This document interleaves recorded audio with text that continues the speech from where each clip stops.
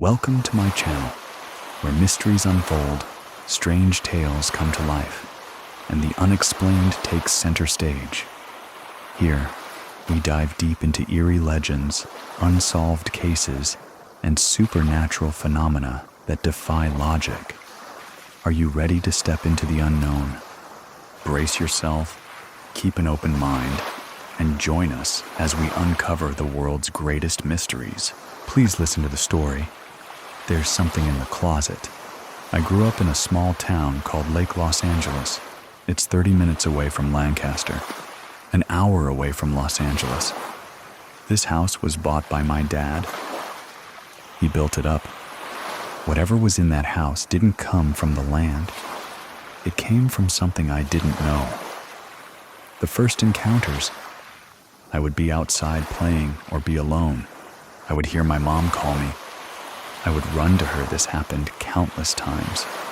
My mom would be like, "No, I didn't call you. What are you talking about?" I do recall the feeling of being watched, being afraid to be alone. I was really scared of being alone. Even as a toddler, as a baby, I was scared of being alone in that house. I was in 3rd grade. I was sitting down next to my bed folding my clothes. My closet was wide open. I felt something in my head was like, "Oh, look at the closet." As I turned around, my hangers start moving, like somebody is looking for clothes. I stood frozen. When I could react, I ran out of my room and went to go tell my mom. My mom was like, "Oh no, you're probably just imagining things." It was probably just the AC. It was probably just the wind. But there was nothing on no fans. Nothing that could explain that. After that, I can't remember much. Just being really scared of being alone. I was really terrified of my closet. I would close my closet at night, wake up, and the part of the closet was open. It was a sliding door closet. It was open, like if somebody could peek through. I would gaslight myself. Oh, maybe I didn't close it right. But now thinking back on it, I would close my closet right, because I was very scared. I was in 4th grade when I actually started seeing whatever was in the house. My dad had an office room. Our hallway was really long. It just had doors. I was sitting there in my room watching TV. My dad was in his office earlier. I never saw him leave. But all of a sudden, I did see him walk by. I was going to ask my dad, "Hey, can I play pinball on the computer? Or go on Club Penguin?" I walked into the office. It was just pitch black. When I had just seen whatever that figure was walk into that room, that's when I was like, there's something wrong in this house. I saw that figure go into the room. Since the hallway was dark, the room was dark, I didn't make note of it. I didn't think, but as I walked up to the door was shut when I opened it. The room was completely pitch black. There was nobody in there. I ran to the garage, told my dad. My dad is a very non-believer. And he was like, "No, it's just in your head. You're watching movies." I told my mom. I feel like my mom always knew what was going on in that house. She would always try to keep it calm by telling me it was just my imagination. I continued to see shadows out of the corners of my eyes or the closet. I would hear noises in the closet. Rustling, things like that. We left to Mexico for vacation, and we came back. I overheard this conversation. My uncle was telling my mom that in my room in the closet he heard voices. He heard rustling. He felt something. A very negative presence watching him. My mom was like, "Oh, it's just our sister," because her sister had passed away. My uncle was like, "No. That is not a presence of our family. That is the presence of something bad." My mom chose to blow it off. Later on, I think I was in 6th grade. I don't remember a lot of stuff. Maybe I blocked it out because I was so scared. I used to love watching a haunting. I was sitting there watching with my dog. I started hearing my dog. She was growling at the hallway. I was like, "What's wrong?" She stopped. I continued to watch TV. Then she starts barking like crazy. I looked up and I saw this tall, dark figure walk from that office room to my parents' room. My dog was going crazy, barking, barking, barking. I grabbed her and I went outside and I was like, "Hey, this is what I saw." They always wanted to tell me that's not what you saw, that it was just in my head or in my imagination. I know it was it. After that, things started to pick up a lot. I started feeling things touch me and whisper right next to me. There was this one instance. My sister had come over. She was healing the relationship with our family. I was babysitting her son. He was toddler age 2 or 3. She left him in his playpen. They had all left to Walmart. I was left alone. I was in my bedroom cleaning, getting ready for school the next day. 'Cause it's Sunday, I felt like when somebody walks behind you.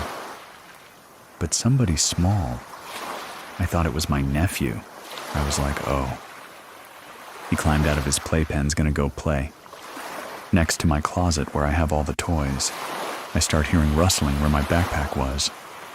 Where all the toys were, I was like, hey baby, stop doing that. It just continued. Out of the corner of my eye, I saw his figure, a small little figure there. I was like, hey, you need to stop. Don't rip my stuff. I walk from my bed to where the closet is. There was nothing. I immediately ran out and went to go see where he was. He was sleeping in his playpen. I picked him up and ran outside and called my sister. Hey, you need to get home right now.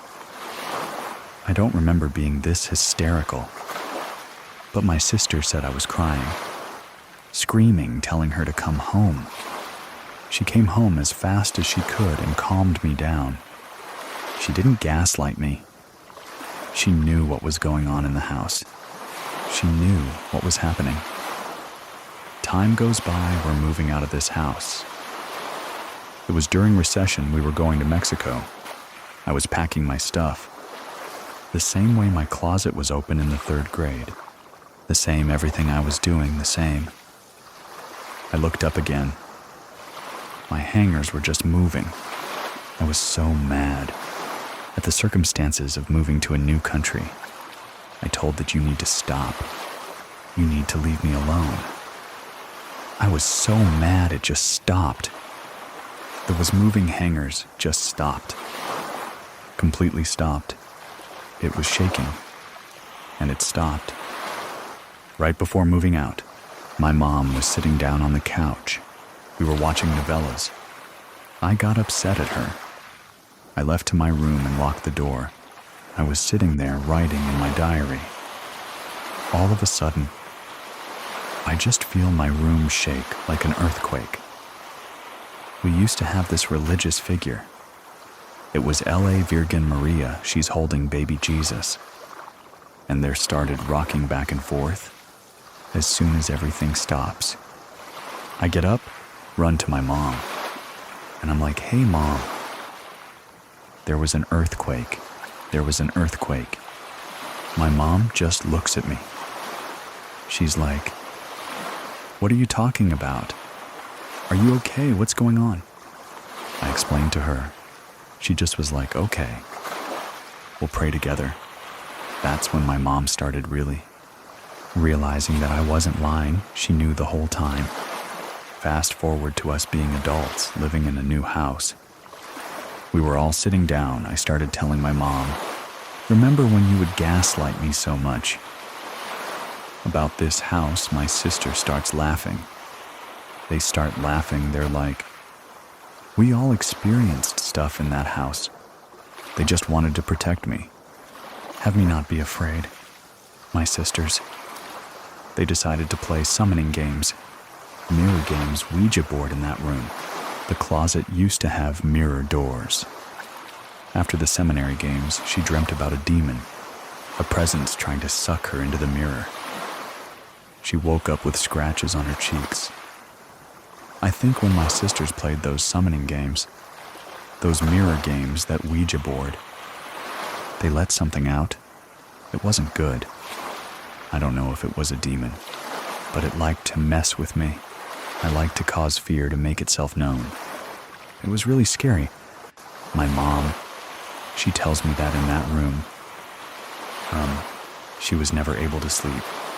She felt like something was there. A negative, nasty presence watching her. My sister, when she would come over, she wouldn't sleep in there either. Everybody who stayed at that house, that was family. Not family. They always said the same thing. They heard ruffling in the closet or a voice, a really strong, negative energy watching upon them while they sleep. Whatever it was, it's still in that house right now. That house, it's alone. Nobody lives in there. There's abandoned cars there. Somebody owns it, but I don't think anybody stays or resides there anymore. I've never been back to that house. I did go back to my friend's house. He lives next door. We were waiting.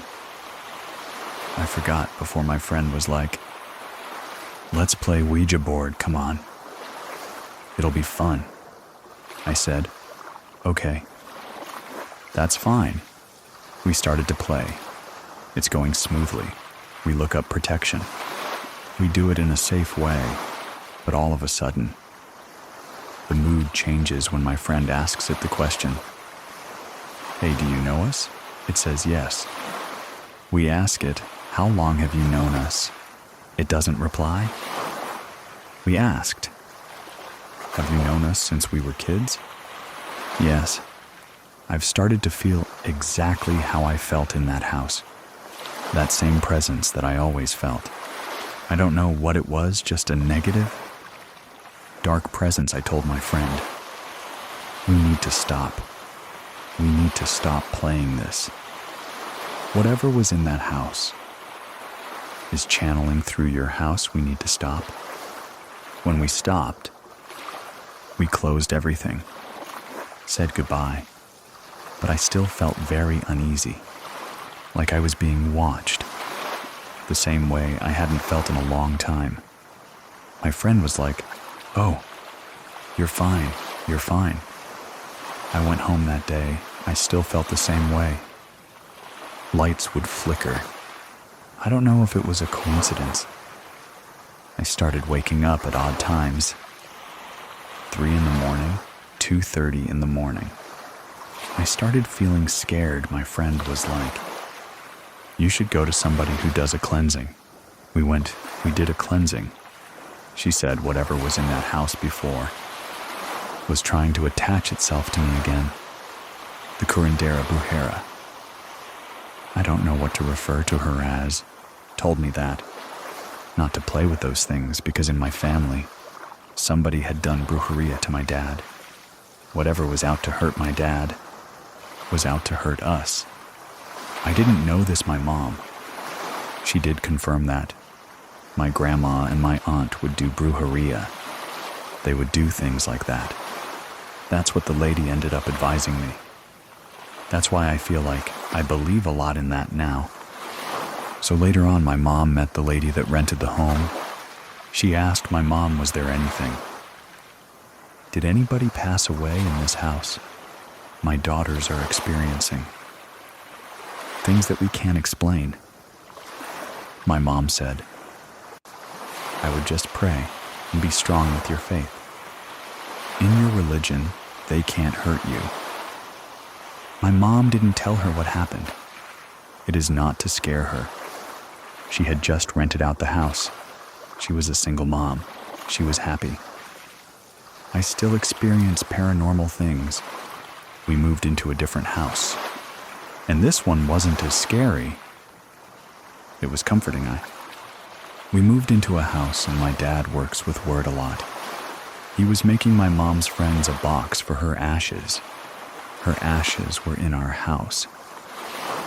I remember this night. They had took my door away because I was being a bad kid. I was falling asleep. My dog was barking at the hallway. I pushed him so he would stop.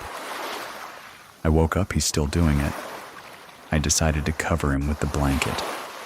As I'm falling asleep, I felt something. Like when your mom used to wake you up to go to school. If she would touch your face to wake you up. That's what it felt like somebody was doing to me. I brushed it off. I thought it was my dog.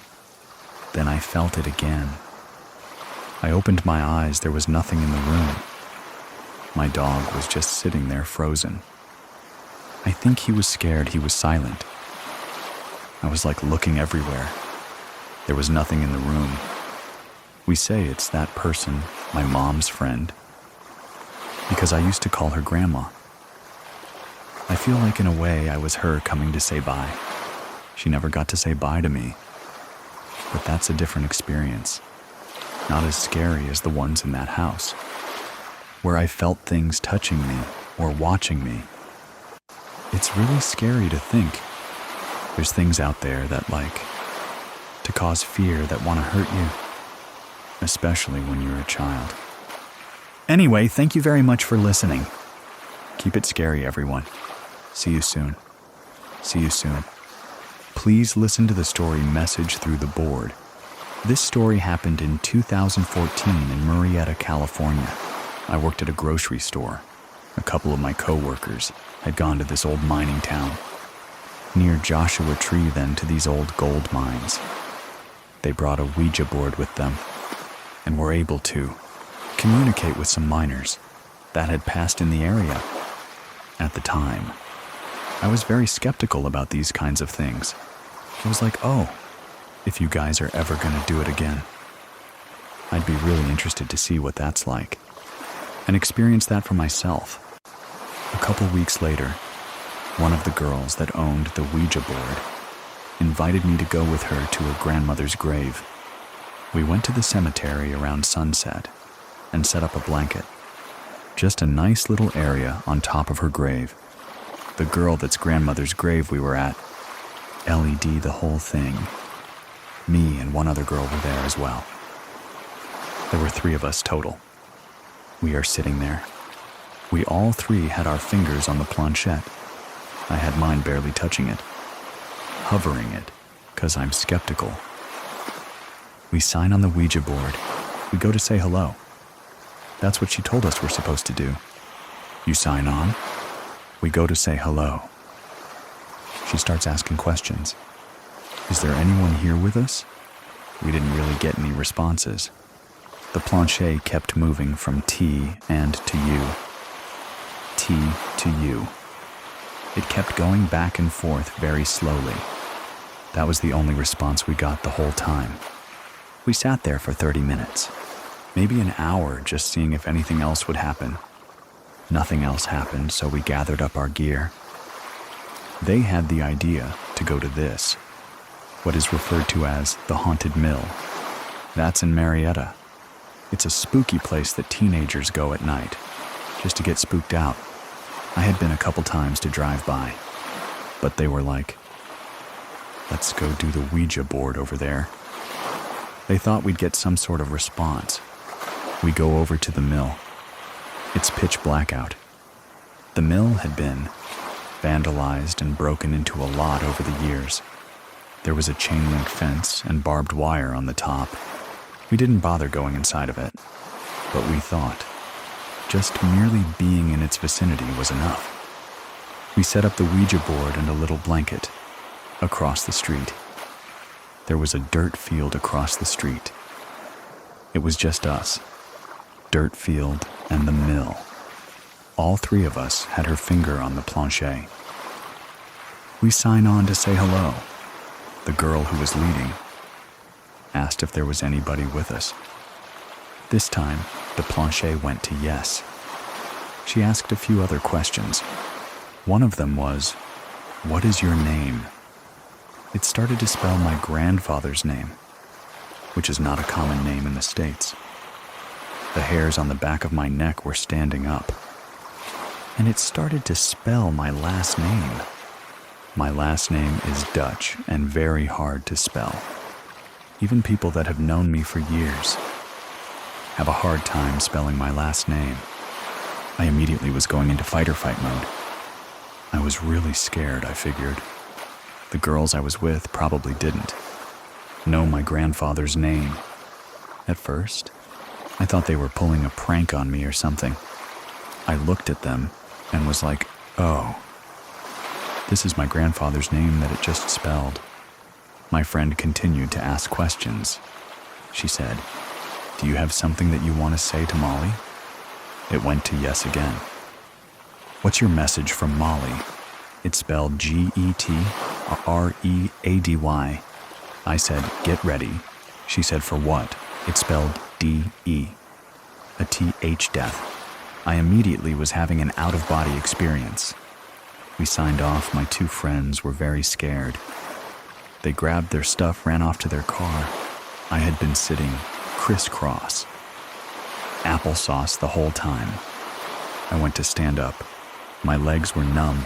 I fell into this ditch that was there. I lost my car keys. Having a panic attack, I look up and my friends are at their cars. They're getting ready to go. I couldn't find my car keys, so I pull my phone out, get my flashlight. I'm looking for my keys. I finally find them. I run into my car and drive off and don't look back. We let each other know when we got home. Over the next couple of weeks, we were checking in with each other a lot to see how everyone was feeling. We were all really freaked out by it. In the months after that, even years. I have asked them repeatedly if they've ever had another experience like that, or if they were possibly playing a prank on me, and they've never owned up to it if they were. But that's something that has scared me. It's been almost 10 years. It's still something that I think about. From what I experienced, I don't think either of them messed with a Ouija board. Again, after that, the logical side of me wants to say that they were messing with me, but I think it would have been really hard for them to find my Dutch grandfather's name somewhere, and to know that that's something that would scare me. I went in with the title of a skeptic, and I feel like maybe I was targeted because of that. I would say, know what you're getting yourself into. Listen to stories like these before you do something like that. I haven't been to that specific area because I don't live there any longer, but I in general like abandoned places, spooky places. I actually told my dad the story within the last couple years. The grandfather mentioned in the story is my dad's dad. I never told him. I didn't want him to have a weird memory of his dad after hearing it, but I wanted to share it with him. He adamantly is like, my dad would never try to scare you like that, and would never tell you to get ready for death in a negative, scary way. If he had said that, he would have meant it, as in, live your life to the fullest. Always prepare, be prepared. That you don't always have the promise of tomorrow. That's giving me a piece about the story too. I don't think it was my grandfather. I never did research into this because I'm too scared. But one of my friends that I experienced this with, she had done some research into demons and spirits. She said there is a demon that will imitate relatives, with repeating letters, like we had experienced at the cemetery. If that's the case, I'm really glad we signed off when we did, and didn't do it again. This experience just gave me a really well-rounded view of this kind of thing. I don't consider myself a skeptic or a full believer. I put it into the category of something unexplained, something I might never know the answer to. Don't leave just yet. We have 3 stories today. Have you listened to them yet? They're up and available now as separate episodes. You can share your own story with me over on scarystory.com for a chance to have it featured on an upcoming episode and to listen ad-free. Try out Scary Plus over on scaryplus.com. Completely free for 14 days. You can also find the button somewhere on your app. Right now. Thank you very much for listening. Keep it scary, everyone. See you soon. Please listen to the story Rental House of Horrors. We were going to an event in Oregon to see my family. My mom had booked this Airbnb. We ended up getting there at nighttime. My mom and her best friend. When they got to the house, there was smoke coming out of the ground, like if you were to have a fire pit. You would see the smoke, but there was no fire pit. It was smoke coming out of the ground. They don't know how it got there. They would pour water on it, and it wouldn't go away. My mom called the fire department. They checked on it, but by the time they came, it was out. It wasn't there anymore. It was a weird house. It was remodeled. It looks like they stuck two houses together. There was two kitchens, a bedroom on the opposite side of where we stayed. But what was really creepy was all the wallpaper in the house. Every door had a different priest name. Every single door. It felt like you were being watched. Like something was just right behind you, trying to shake it off. There was a lot of people in the house as well, so we go into our room on the left side of the room. I noticed there was a cabinet. It was covered by the roof. When they remodeled the house, it looks like they just cut that cabinet off. The cabinet was locked, and it gave me the creepiest vibes ever. I remember telling my mom, when we first came in the house, that I felt really weird and sick to my stomach. My mom felt it too. You could feel the house was off. It felt unsettling, like something was wrong. But you didn't know what was wrong. The first night when we went to sleep, my sister was acting weird and she normally sleepwalks. That's a normal thing for her. She got up in the middle of the night. When I woke up the next morning, I was the first one up in the house. It felt like someone was staring at me. I noticed the sliding glass door to the backyard. It was just open. There were leaves all over the kitchen and trailed into the bedroom that my sister was staying in. I remember just following the leaves and being really confused because it was 6, 7 in the morning. No one else was up. I closed the door and I locked it. I went over to my sister. I saw that there was leaves in her blanket and hair. When she woke up, I asked her what happened. Why are there leaves all in your blanket and your hair? Why are there leaves in the kitchen? Why is the door open? She said, I don't know. I woke up out in the woods last night. I think I slept walk. My sister said she felt super creeped out when she came to out in the woods. She was freaked out quite a bit. My mom was freaked out because she went out there by herself, and she doesn't know why she went out there.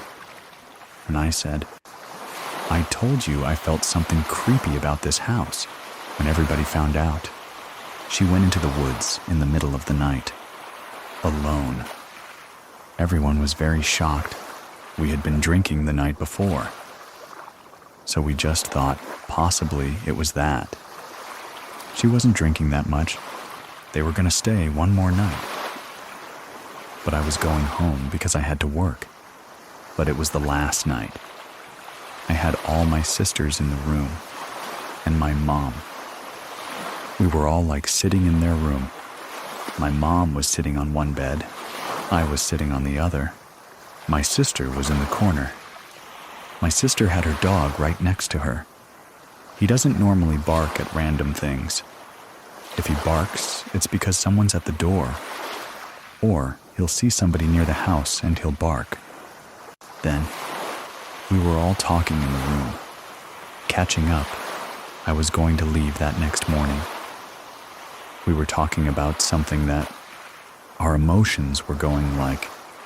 We were talking about an emotional topic. You could feel the density of the room get thicker. The energy in the room was changed. My sister's dog started whining, growling and staring in the corner of the room, by my mom's side of her bed. That's where, their bathroom was too. He was growling at something. We could not see in the corner of the room. There was nothing there. He wasn't calming down. He was freaked out. I have never seen him like that. Bo the dog.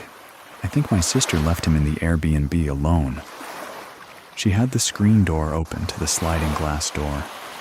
When we got home, Bo had ran through the screen door to get out the house. He was sitting in the backyard. He didn't want to go inside the house. My little sister was trying to get him back in the Airbnb. He didn't want to go. That was a very big indication that what I was feeling, it wasn't anything that I was imagining. We had to coax him back into the house. But he didn't want to go. He looked like he was in trouble. His tail was between his legs. His ears were back. He kept staying right behind my sister. My sister would go to the next room. He would immediately be right behind her. The dog happened the night before I left. I had gone home that next day. They all stayed another night. My mom called me the next morning. She sounded stressed out. She didn't sound like her normal self. She said, "Something really freaked me out in the house last night. You're gonna think I'm crazy." I was like, "No, I don't think I'm gonna think you're crazy. Just tell me what happened." She said they were all sleeping. She woke up. She thought my little sister was on her side of the bed. Standing next to her, she said, "Hey, are you okay? What's going on?" The lady was dressed in a nightgown. An old nightgown. She thought it was my little sister. Until it turned around. The ghost lunged at her. She started screaming, "Go away. Go away. Go away." She was petrified, my mom. Her voice was so shaky when she described this to me. My sisters all confirmed that, yeah, Mom was screaming bloody murder. In the middle of the night, she said she saw a ghost and it freaked her out. The next day when they went to leave the Airbnb, my mom talked to the cleaners. She was asking her, "Something feels really off about the house. Do you feel it? I might be crazy, but my whole family has felt it, and we've stayed here for the weekend." The cleaning lady said we do not stay past sunset. We clean the house before it gets dark, and then we leave. We will not be at the house at nighttime. They said things would happen to them. She didn't like the energy of the house. She would put something on the counter. She would go back, and it wouldn't be there. It would be in a different spot. She thought that there was something evil in that house. She also said when it starts to get dark, she feels the energy in the house changes and that she is being watched, whether it's daytime or nighttime. I definitely felt that in the house. No matter what time it was, if I was there alone, it felt like someone was with me. I knew it was just me and the dog in the house. It was just that eerie feeling that you got, like you were being watched. I can't remember the history completely, but I remember my mom looking it up and saying, "It used to be an old school, and that's why there's priest names on the door." I was so creeped out by the thought of that. I was very happy to leave that house. Every time we go to Oregon, we joke about, "Let's never get an Airbnb like that. Please, the Airbnb from hell." I mean, it's not your house. You are in a new area. Maybe you don't live in that area. which of course we didn't. It was just something had happened in this house. We don't know the complete story. We do know that it was remodeled. That looked like two separate houses that they put together and put a new kitchen in the middle, or a dining room, so like, get me out of this house. We have many more stories on the podcast, so remember to follow True Scary Story. And if you want to listen to my other shows, click the link in the description of this episode if you have a story to share. Find me on truescarystory.com and fill out the form. Thank you very much for listening. Keep it scary, everyone. See you soon. Please listen to the story Ghosts of the Beach House, a Family's Encounter. Growing up, I had a lot of paranormal experiences. They were super subtle sensitivity to energies, noticing things in the home, hearing things when I was growing up in Fredericksburg, Virginia, if you're unfamiliar with the place. There was a lot of battles that happened. In Fredericksburg, Virginia, there's a lot of paranormal activity. They do a lot of Civil War, Revolutionary War reenactment. My grandfather was a home inspector. He would take me on a lot of his home inspections, and he would tell me scary stories about the property.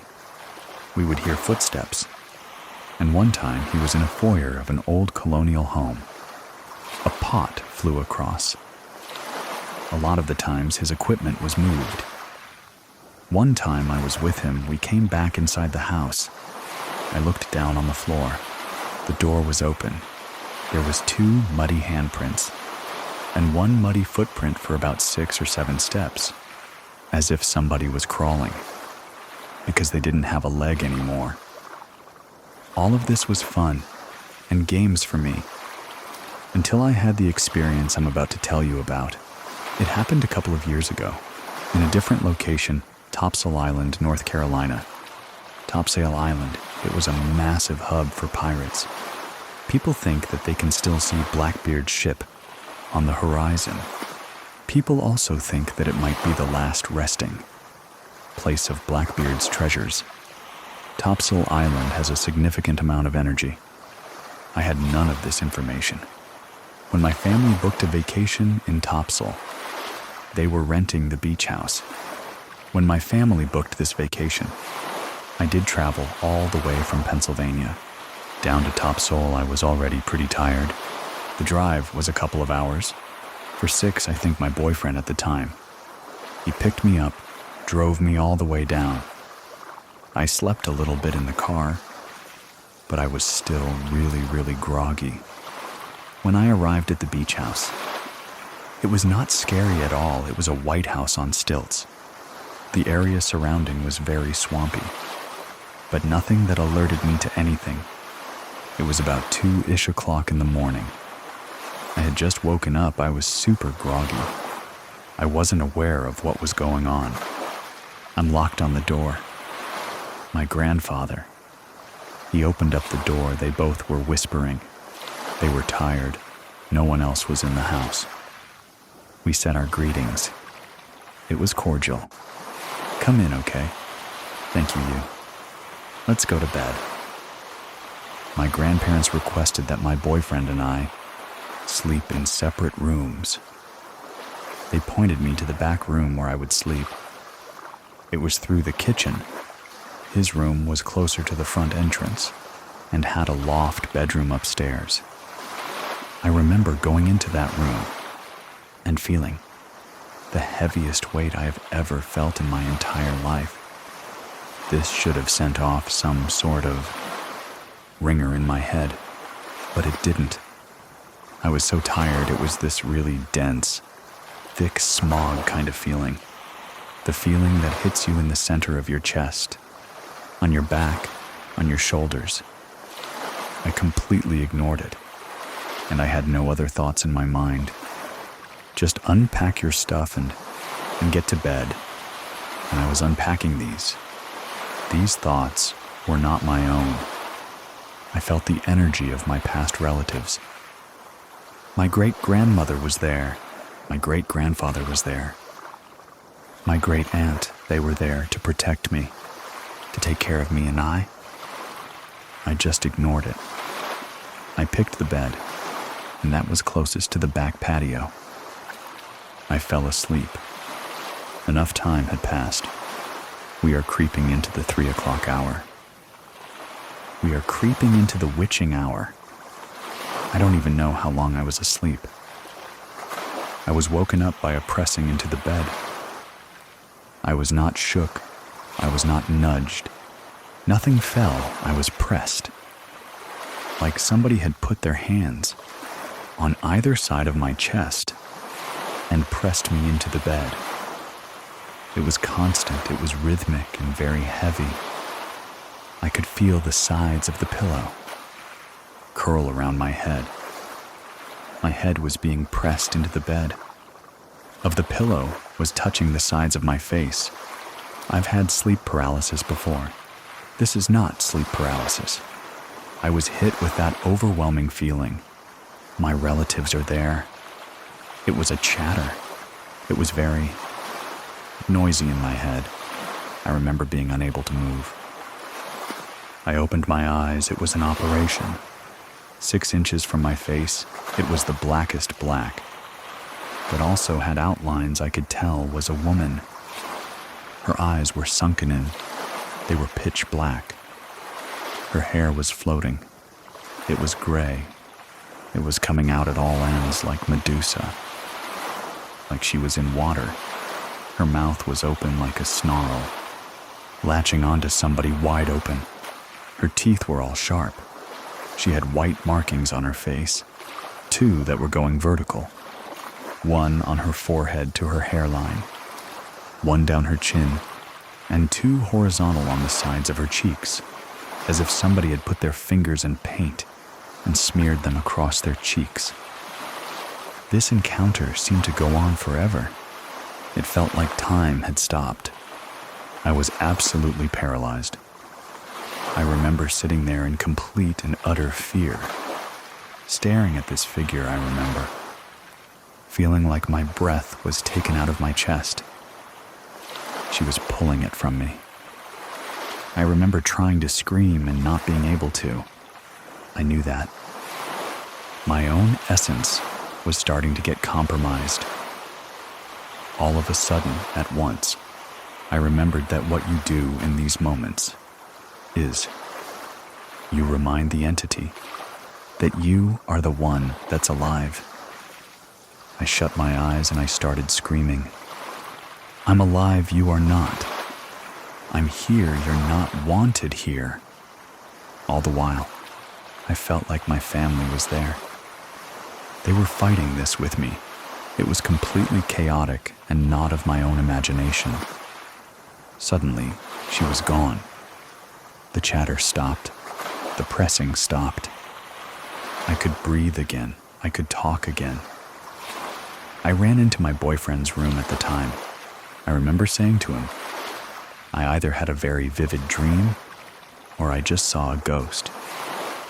He had also had his own apparition that he experienced at a different time and a different location, and he went, oh, okay. Well, let's go to bed.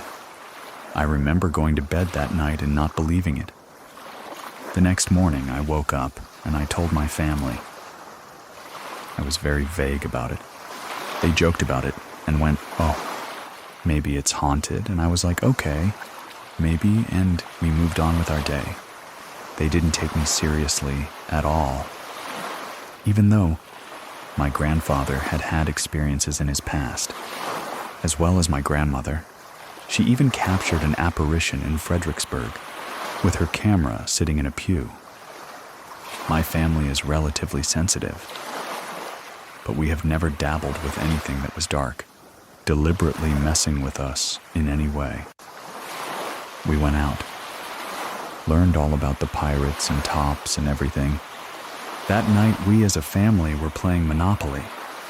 The kitchen table was right next to my bedroom door. It was just fine. We had lots of laughs. And my grandmother said, okay, I'm gonna go to bed. And my boyfriend was like, okay, I'm just gonna go to bed. It's just my grandfather and I in the kitchen. cleaning up the board. He goes to my door. He stops and he stares. He looks back at me and says, "You're right. The pressure changes at night." And I went, "Okay. Well, I'm not going to spend the night there. I'm not going to sleep in that room. Never again." He went, "I don't blame you. I don't blame you. I don't blame you." And I spent the night within my boyfriend's room, who had a twin bed. It wasn't an ideal situation. The next morning I wake up, and I hear my grandmother from the top of the stairs say in almost a joking way, "Baka saw the ghost." And Baka is the name that I call my grandfather. I went, "What?" She was joking. But my grandfather, he was really shaken. He comes downstairs. He says at about 3 a.m, he was woken up by being pressed into the bed. This is a detail that I did not tell him. When he woke up, he kept his eyes closed and he turned over to my grandmother, who was to his right. He said annoyingly, "Pat, why? Why are you waking me up? She's still kind of asleep." "Doug, I'm not doing that." In that moment, he hears his wife's voice next to him. He opens his eyes. He sees a tall, black, shadowy figure in a top hat, sitting in the chair at the foot of the bed. He said to her then, "Who is sitting in that chair?" When she woke up, he turned to her. It was gone. I decided to sleep in the same room as my grandmother. I remember having the light on the whole time and having this unmistakable pressure surrounding me, constantly like chatter in my head, static around me. The energy was off, and my eyes were fixated on the foot of the bed. The moment that 3 a.m. passed, I turned over, looked at the clock, and I think it was 3:05, 3:10. Suddenly I was able to fall asleep. We told the owners of this house what had happened. They said, "Oh, you've never had any ghost encounters before." So I put it to bed, whatever that was. That was very much real. It became my ghost story. During COVID, I was flipping through some streaming service. There was some documentary style on sleep paralysis. They showed a picture of a sleep paralysis demon called the Old Hag. It was an artistic rendering, I think done over 100 years ago, and I froze. It's exactly what I had seen that night. There are other renderings of the old tag. That didn't quite fit the bill, but this one did. The sunken black eyes, the open mouth, the vampiric teeth, the floating gray hair and the pressing on the chest, and it sent shivers up and down my spine. I found out that there are predominantly 2 sleep paralysis demons that have been known throughout centuries, throughout millennia, and across the world. Everybody's stories are exactly the same. It is pressing into the bed, stolen breath, something staring at you. The old hag sits on your chest, and the other one is called the Shadow Man. Shadow Man stands at the foot of your bed. He's oftentimes seen wearing a top hat. Putting this together, I realized I had seen the old hag. And the following night, my grandfather had seen the Shadow Man. We had no previous experience or knowledge of this. We were just 2 people that have had paranormal experiences before. Maybe these demons latched onto us that night because we were open. I have made certain that I am not as vulnerable as I was. That night, I found out that some people have had recurring visits from these demons, and it often happens because they are so vulnerable. I don't know if it was just age, but I have been way more receptive to the paranormal. I can see things, apparitions, and Elisa's story continues right after this. stay with us. My ex-partner I was living with a couple of years ago. He was a big skeptic when I told him this. He would shrug it off. One night, I was really trying to understand, what is this? Is this something that I have now? What is this? I was woken up by him screaming in bed, shrieking. I turn over, I see him. He pushed himself up on the bed, trying to get away from something. He was staring at the door. He told me I saw a tall, black, shadowy figure standing in the doorway with a hat on. I don't know if he experienced the shadow man at that one point, but ever since then, he's only had brief experiences with hearing his grandfather, his grandmother. One time he saw his grandfather in a car door, but he's really had nothing significant since then. There was an apparition attached to an old, vintage vanity of mine that I've had for years. It was an elderly woman. This person was in my house at the same time. We looked up and he went, "It's a woman. Older woman, tall." I went, "White hair, Victorian." He went, "Yes. She's good, though she's just lost. I have actually been able to help a friend who lost her husband, unfortunately, to suicide. This was completely unintentional. I was chatting with her at a pool party. She started opening up to me, and suddenly her past husband was there. I was able to tell her things about him that she had not told me. I knew where he was touching her and how he was touching her. She started breaking down and crying. I don't know if that experience with that demon changed something in me that made me more open. But you bet I sage my house every day. I don't ever sleep on my back anymore. I just don't want to recreate that night. But it does seem that once these sleep demons enter your life, you become a little bit more attuned to the paranormal, I guess. Just had a lot of significant encounters since then. I used to live by an old iron mill, and I watched my dog get spooked by something, and at the same time I felt that pressure. The other night, I watched my other dog alert to the corner of a room where we have kind of an altar for my deceased dog that just passed. I watched him stare in that corner and alert to it, try to smell the air, and once again, I felt that pressure, but it was positive. When it passed over me, I felt a wind on my face. I just have a lot of these experiences nowadays, that it seems kind of normal. That veil has been thinned in a way. Still to this day, I haven't had any more encounters with her. I don't want to have any more encounters with her. Maybe I wasn't the right kind of energy she wanted to feed off of. People will chalk it up to, "Oh, you were sleeping," and if you do some research on it, people don't actually know what sleep paralysis is. They don't understand why it happens. If someone has experienced sleep paralysis before, they know that it's completely different than being manipulated and seeing a demon.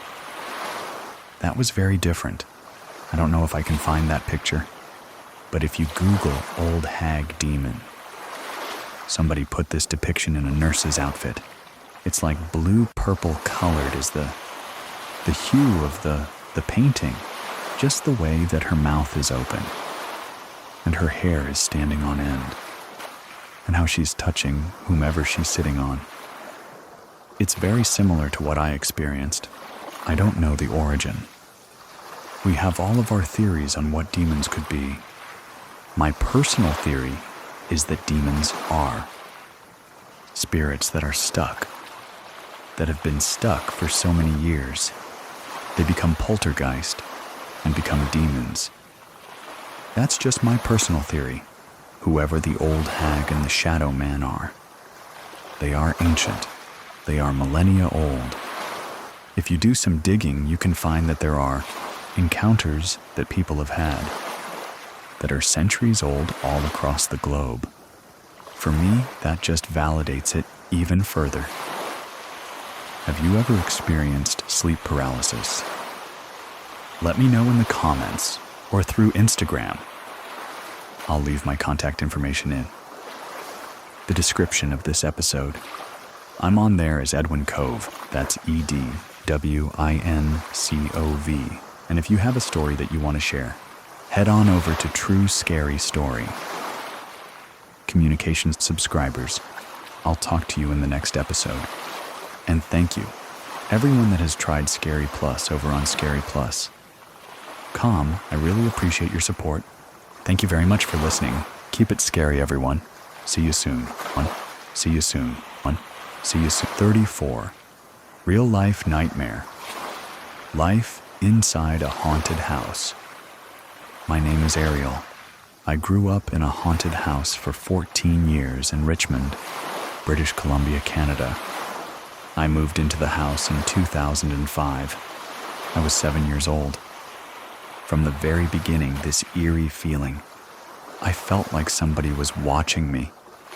Like there was always something waiting around the corner. Every time I walked into another room, I was scared somebody was going to be there. Something was going to be there. My parents, they always chalked it up to, oh, we're just living in a bigger house now. You're just getting used to it. I don't know, I always felt something was weird. I would start seeing shadows or figures. Oftentimes when I was in my room, I could see a shadow of feet underneath my bedroom door. It would just all of a sudden walk away. It wouldn't vanish, I would see it walk away. I would go and open my door, thinking that my parents were there or something. There's nobody there. Sometimes I would even hear creaking outside my door, like footsteps. A lot of nights there would be this really tall, looming shadow in the corner of my room. I would wake up in the middle of the night and see this super tall shadow that stretched from the floor all the way to my ceiling. Sometimes it was in one corner, and sometimes it was in another. It was in the shape of a tall, lanky man. I would look at it in the middle of the night, just trying to not see it, just trying to convince myself it's not there. There's nothing there. I was often paralyzed. I couldn't move. I'd hid under my blankets and hoped that I could go to sleep. Some nights it was there. It really haunted me. I would also hear footsteps. Most nights, I would hear them walking away from my door in my room. Too, sometimes they would wake me up. I'd be in my bed asleep, and I would hear a shuffling noise with creaking along my floor, as if somebody was standing right next to me. I didn't want to turn around, look and see what or who was there because of the footsteps. I couldn't be in my room alone in the silence at night. In order to sleep, I would have to turn the radio on, or some sort of music on. I needed to just drown out any noises that were happening during the night, along with the footsteps and the shadows. The mirrors in my house, I would see figures in mirrors. They would dip behind walls. One time, I was standing in my front entryway. We had a mirror there. Behind me would be our dining room. You could see part of it, and then the rest was behind a wall. I was putting my shoes on, and then I stood up. I was facing the mirror, and the mirror was showing the dining room behind me. I saw a girl. She was young, probably around 12 or 13, but she had raggedy, messy, matted hair and this ripped white dress. It was all dirty. I saw her walk into my dining room. It was so vivid, I thought to myself, oh my God, who's in my house right now? I remember just rushing into my dining room to be like, hello. There was nobody there. I went to go speak to my parents and I said, hey, Who's this girl in the house? Did you invite somebody in it? Does she need help? Or what's going on? They just had no idea what I was talking about. I told them I was in the entryway. I saw her in the mirror. She walked into the dining room. My dad is the biggest horror fan in the whole entire world, he just thought. Oh my God. That's really cool. You actually saw her. That's so cool.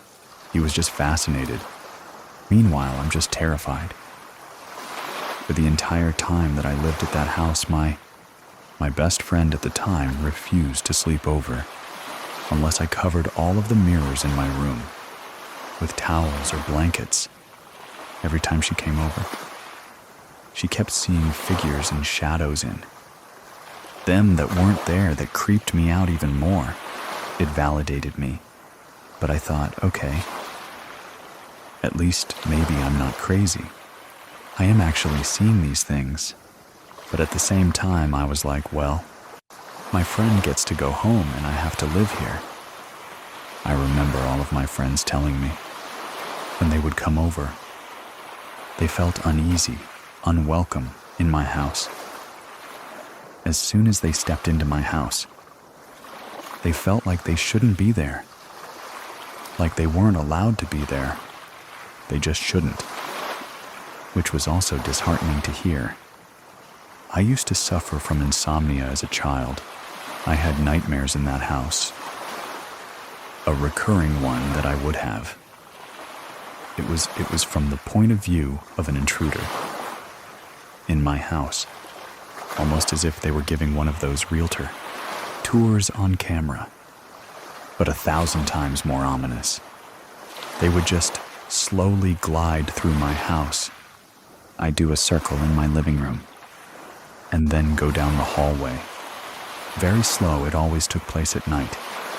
There was never any noise or sound associated with it. It was just vision. It would always end up outside my bedroom door. It would open my bedroom door, but I would never go in. The worst part of those nightmares in particular was I knew that I was dreaming. I was awake in the dream, but I knew that I was dreaming, and I physically could not wake up. I would always try to will myself wake up, and I physically could not.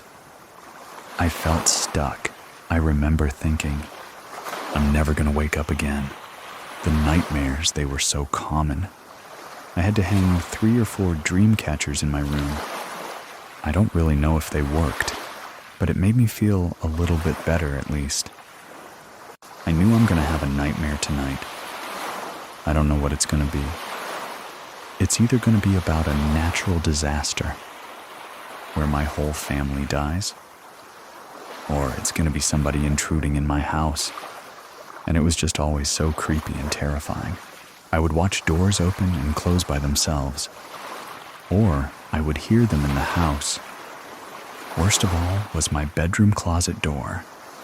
My closet door was on an old rusty hinge, and the track was also old. It could wake me up. Many nights I would be having a nightmare. When I would wake up from the nightmare, I would sit up and see that my closet door was open. Sometimes it would be wide open. Sometimes it would just be a crack.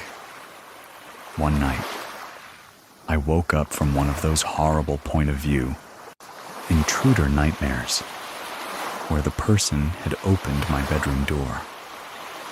And I remember waking up. My bedroom door was open. I looked at my closet door. It was also open. I ran to my parents' room. I woke them up and I said, "Why did you come in my room? Did you open my door, my closet door? What is going on? This isn't funny." I was just terrified, crying, hyperventilating, and eventually they calmed me down, and my mom ended up coming to sleep in my bed with me so that I could actually sleep. It's one of those experiences. I remember it to this day. I remember the exact feeling I had. A pit in your stomach again. Something is around the corner. Something is waiting for me. It felt so ominous and evil. It didn't feel like it had good intentions. The rest of Ariel's story continues right after this. Stay with us. None of my other family members experienced it. To the level that I did, there were a couple times where we all saw doors violently swing open. But nobody was as terrified as I was. Nobody else was having these dreams. Nobody else's doors were swinging open. I felt targeted. I remember the worst. Absolute worst incident, though, that still haunts me. I was 10 or 11. I was often homesick from school because I was barely sleeping. My parents had just left for work 5 minutes earlier, and my brother was already gone on his way to school. Whenever everybody left the house, I immediately would go downstairs just to be in the family rooms, so I could be close to an exit door if I got too scared. I came downstairs into this hallway between the kitchen and the living room. I remember seeing my cats in the hallway. I bent down to say goodbye. Morning, give them some pets. As I bent down, I heard a closet door open from upstairs. It wasn't mine because it wasn't creaky. I looked back at my cats. Both of their ears were completely folded back. They were very upset they had both snapped their heads to look straight upstairs, where the noise came from. Then I heard heavy footsteps thumping on the carpet, coming down the hallway towards the top of the staircase. Along with these thumping footsteps, that sounded as if someone was wearing heavy work boots. Was this horrible, sinking, all-encompassing feeling that locked me in place. I could not move. I felt paralyzed, like in my intruder dreams where I couldn't wake up. Then I hear the footsteps start thumping, one by one down the stairs. I am directly to the left of the staircase. They were halfway down the stairs. I snapped out of it, and my only thought was, I need to run. I sprinted to my neighbor's house. I was in my pajamas. I told my neighbors someone just broke in my house. They're in my house right now. She offered to call the cops, and for some reason I was like, no. I want to call my parents, but I called my dad. He pulled like a U-turn on the highway, sped all the way back. He was only 5 minutes away. Anyways, thankfully, him and my mom get home, and they rush into the house, and they start calling out for anyone in the house to come out, that they're going to call the cops, that they're on the way. I refused to go into the house. It was a good hour before my parents had convinced me to come back in, because there was nobody in the house. They checked every single closet everywhere. Nobody's there. It's empty. I finally went back in. I told my dad again. I heard a closet door open.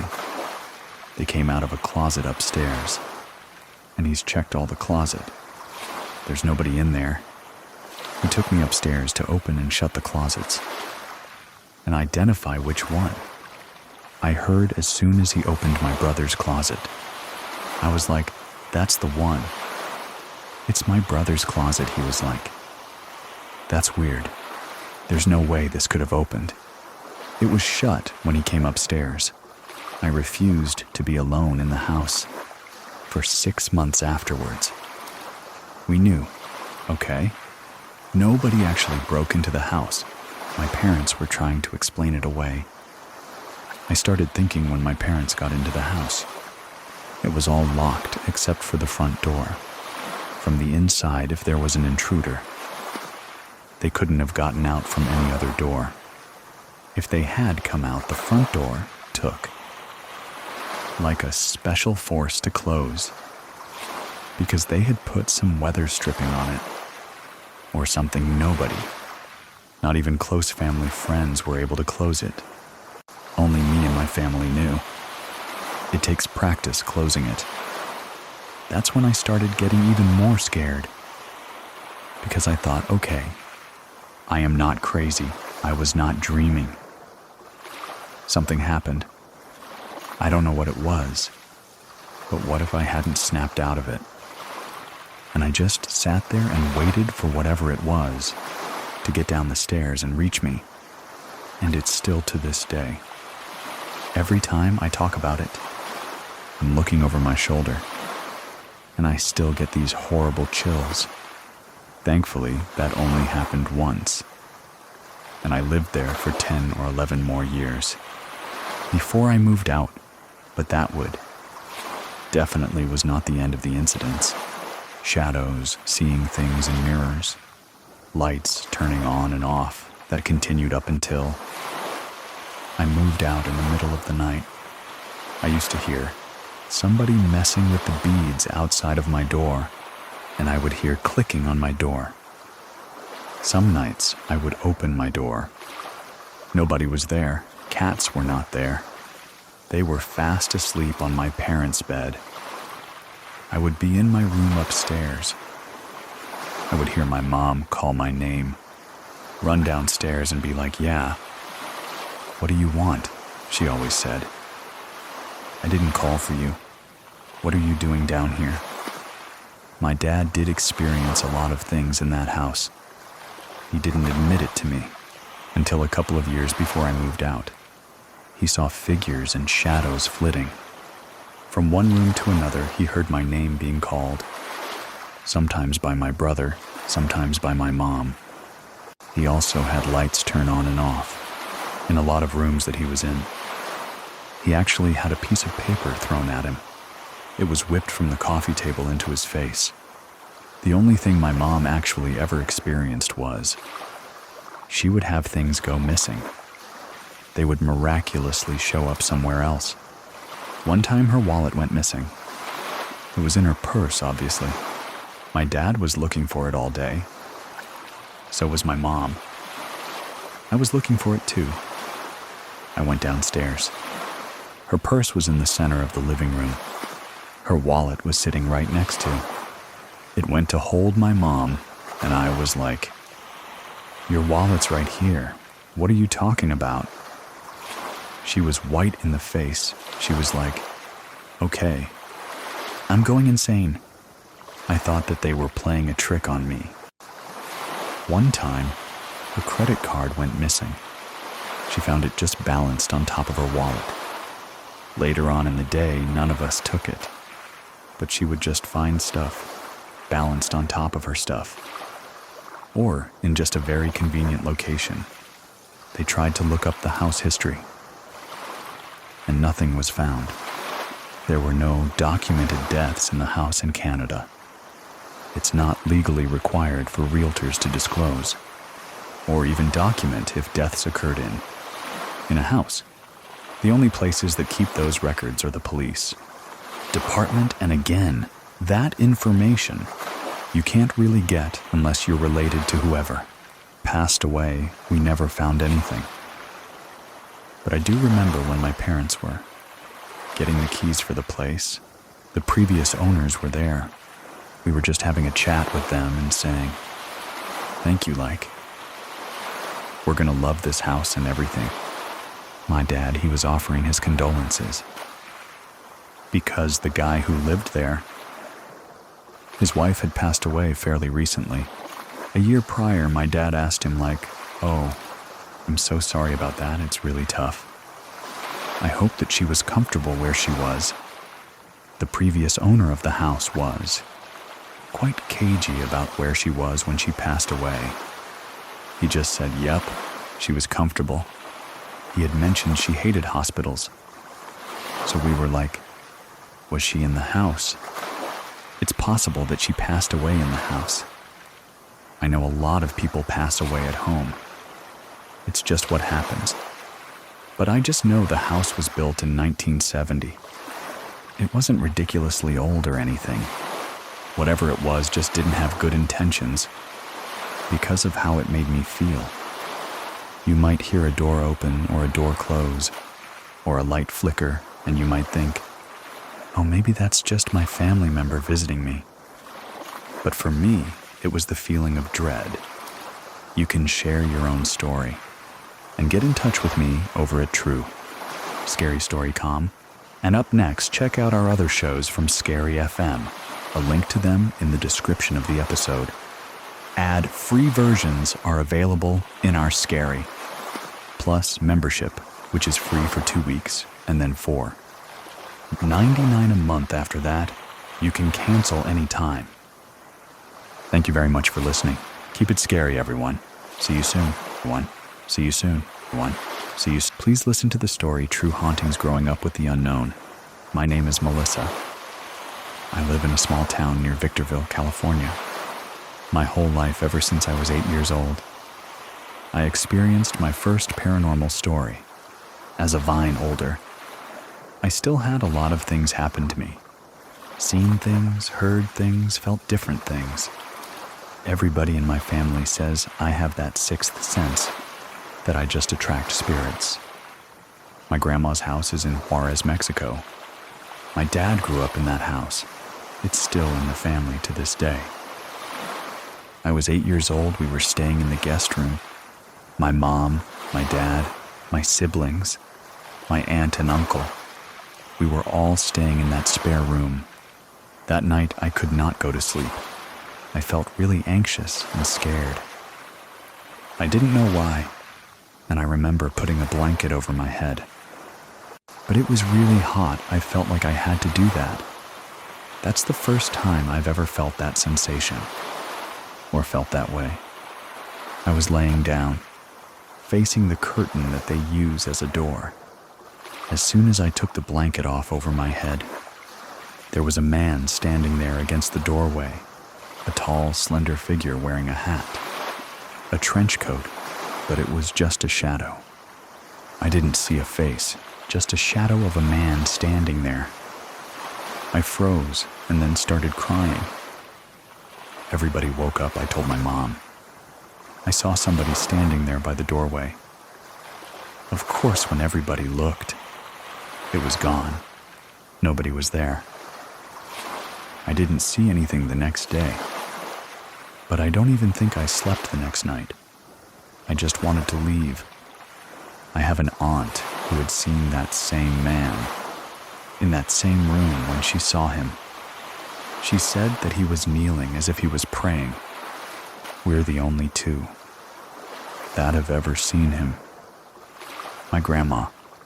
We said she always knew there was someone in that house, but it never bothered her. She never felt scared or threatened by it. My uncle, who lives in that house with my grandma, he would see things. He would feel like somebody was watching him. So a lot of people didn't like going to my grandma's house. For that same reason, my dad did tell me when he had slept in that same room. He was falling asleep. He looked up on the ceiling. He saw a huge butterfly on the ceiling. My grandma always loved butterflies. We don't know who that could be, or if it's a family member. My grandma thinks it might be maybe an uncle of her. First, all I know about the house is that my dad grew up in it. There was one previous owner. There was a woman who got burned in that house, but the person I saw was a man. We still don't know who he is. I know there's been a lot of experiences in that house. My grandma passed away a few years ago. I went back after COVID and everything. It just feels different. It doesn't feel like whatever was there is there anymore. Growing up, I've had a lot of little different instances and stories. When we first moved to the high desert, actually the first house we bought, a lot of things that would happen in that house. When we first moved in, my dad found a doll. It was made out of cloth. That was shoved inside a mason jar. It was closed. He took it out. He was in the pantry. He opened it. He thinks it was an innocent person that they had trapped in there. And in his way, he was setting that person free. He opened it up. I wouldn't say that's what caused, all the things that would happen in that house. When I was younger, I would feel like somebody was watching me. I had to be in elementary school, maybe a 4th, 5th grade, when I was walking to that pantry, actually to grab something. I had my back facing the living room, towards the hallway where all the bedrooms were at. I just remember feeling this really cold sensation, as if something walks through you. My whole body just went cold. I froze. After I got out of that shock, I ran to where my mom and her friend were at, and I started crying. From then, I would always hear people talking or things, or whispers. I would hear my mom calling me. My mom's voice, and I would answer. Nobody was there. Nobody. It wasn't my mom. My mom used to have a lot of porcelain dolls as well. There was a ledge at the very top of the living room, and she had all these porcelain dolls there. I remember vividly laying down on the couch, looking up at this one doll she had in particular. She had curly blonde hair, blue and white dress. I remember looking at the doll. I was just staring at it. I remember the dog moving its head side to side, looking at me. We lived in that house up until I was, like in middle school. That's when we moved to a different house, in the same city, just about in every house I've ever moved to. I've always experienced or seen something, seeing something, hearing something. I started to believe, what if it is me? What if I am the one that everywhere I go, I just bring something with me? I had a friend, a really good friend of mine. I had gone over to her house. When I walked into her room, I felt this really heavy, uncomfortable feeling. I've gone to her house plenty of times, and I've never felt like that. But I walked in and I just wanted to get out of there. I just don't know why. And we left. Came back when I had gone back into her room. She was telling me that. Some of the things that she had in her room. I noticed like new things. She had these monkeys that hear no evil, see no evil, speak no evil, that belonged to her friend who passed away. When she told me that, I felt this overwhelming sensation, and I think that's what it was, because she had some personal belongings of her friends that I just felt overwhelming energy of sadness. I just started crying, telling her all these things I felt, as if her friend had somehow channeled herself. Through me, I don't know. Like maybe a medium type of situation. It was very emotionally draining too. It does take a lot out of you. I didn't realize because I've never had that happen. The last big experience I really had, I would say, was back in 2019. I don't know if I was just going through a rough place in my life. My mom has always said, whenever you just feel very vulnerable, emotionally or mentally, that's when things try to attach themselves to you. There was my desk I had bought at Goodwill. Everybody knows me to be notorious in buying things, from antique stores, thrift stores, yard sales, and everybody always says, well, you always buy all these things, and you never know what could be attached to it.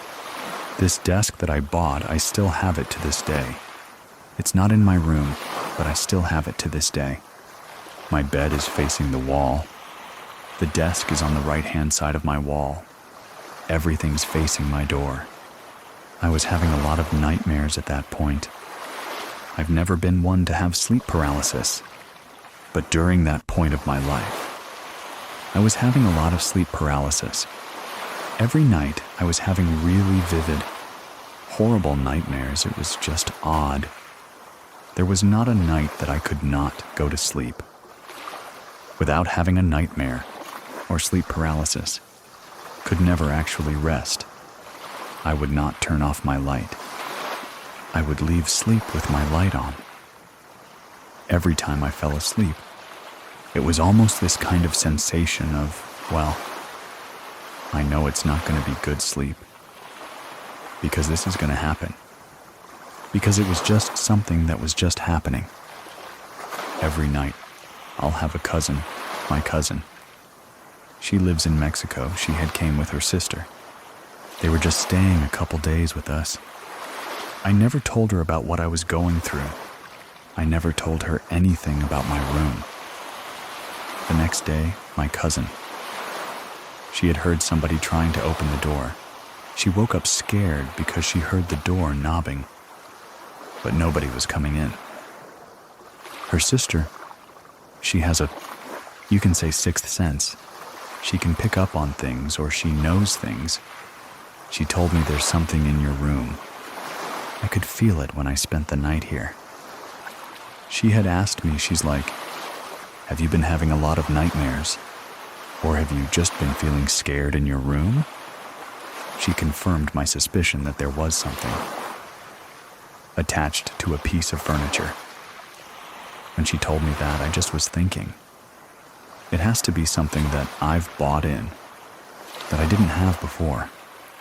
After she had told me that, she confirmed my suspicion. Okay, I'm not going crazy. These things are happening for a reason. There was one night I was laying in my bed and I thought I was awake. I remember looking over to the right, to my right-hand side of my bed where my desk is at, and I see a woman standing there by my desk. This lady, I didn't know who it was or who she was. She was looking at me with her black, shoulder-length hair, wet white lace wedding dress. She was wearing a mask, though. A tiger mask when she noticed that. I realized that I was actually not awake. Then that's when she tilted her head. That's what really made me realize she sees me. She knows I'm aware and that I'm seeing her. After that, I just woke up. She is someone that was attached to that desk. I don't know who she is, but the weirdest thing is that after I actually saw her that night, I stopped experiencing any sort of nightmares or sleep paralysis. I still have that desk to this day. After that night that I had seen her, I didn't experience anything else again. At least, nothing major like that. I just never seen her again. I'm just curious still. I think about it to this day. Why is it that when I saw her, she's wearing like a wedding dress? Or that she was wearing a mask, a tiger's mask, which is weird. I just to this day wonder why. Maybe she didn't want to be seen. I think it's just more of a curiosity that I have. To this day, I've had little things happen here and there. In the house I'm currently living in, where I hear people talking or things moving. Just hear noises in the house. It's not a consistent every time. But I will hear things here and there. I think it was last year I had seen him at my house. Actually, where I'm living at right now, in my sister's room. My sister had also says that she's seen him. I know I've looked it up. They say it's the Hat Man. So they say, I don't know if it's something a lot of people have seen. Some people have different names. They say they've seen this man. Tall, slender man. I had seen him about a year ago, when I had spent the night in my sister's room. We were sharing the same bed. And I had seen him by the doorway again, which is funny, because that's where I saw him the first time, when I was younger. That's really the only other time I've ever seen him. Besides when I was little. That same night was the same thing. I was laying there and I couldn't go to sleep. I just had this fence to look over by the doorway. I had seen him there again, just standing there. But this time he was actually in front of the door. He wasn't against the wall. He was actually in front of the door. But the weird thing is, I didn't feel scared. I just acknowledged that he was there. I had told my sister about it, and she's like, yeah, I've seen him a lot. He comes and goes. Would just show up here, and then I won't see him. So, I don't know if this particular person that we've seen is something that it's just maybe part of our family, or maybe I've seen him before. I just don't recollect, because when you're younger, growing up, there's a lot of things you don't remember. But I just think sometimes you just have that sixth sense where you can see, feel, and hear things that other people can't. I don't really think there's anything that surprises me. There's a lot of skeptics, or people that don't really believe in anything like that, but even then, it's one of those things that when you experience it, it's very real.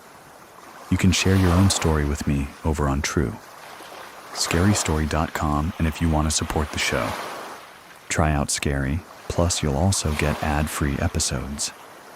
Thank you very much for listening.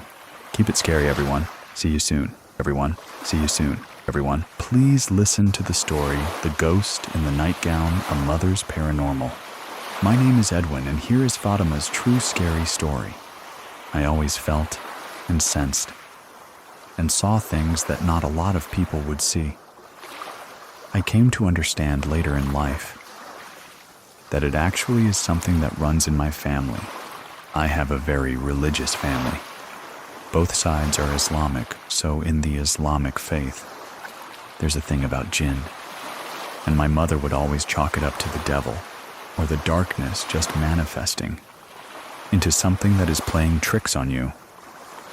So as a child, I would sense things. I often felt dismissed, and I think that at some point, I just stopped seeing things.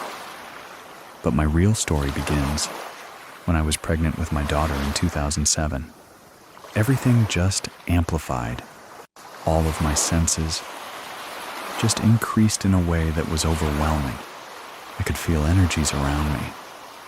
I could feel eyes on me at nighttime. I never really talked about it.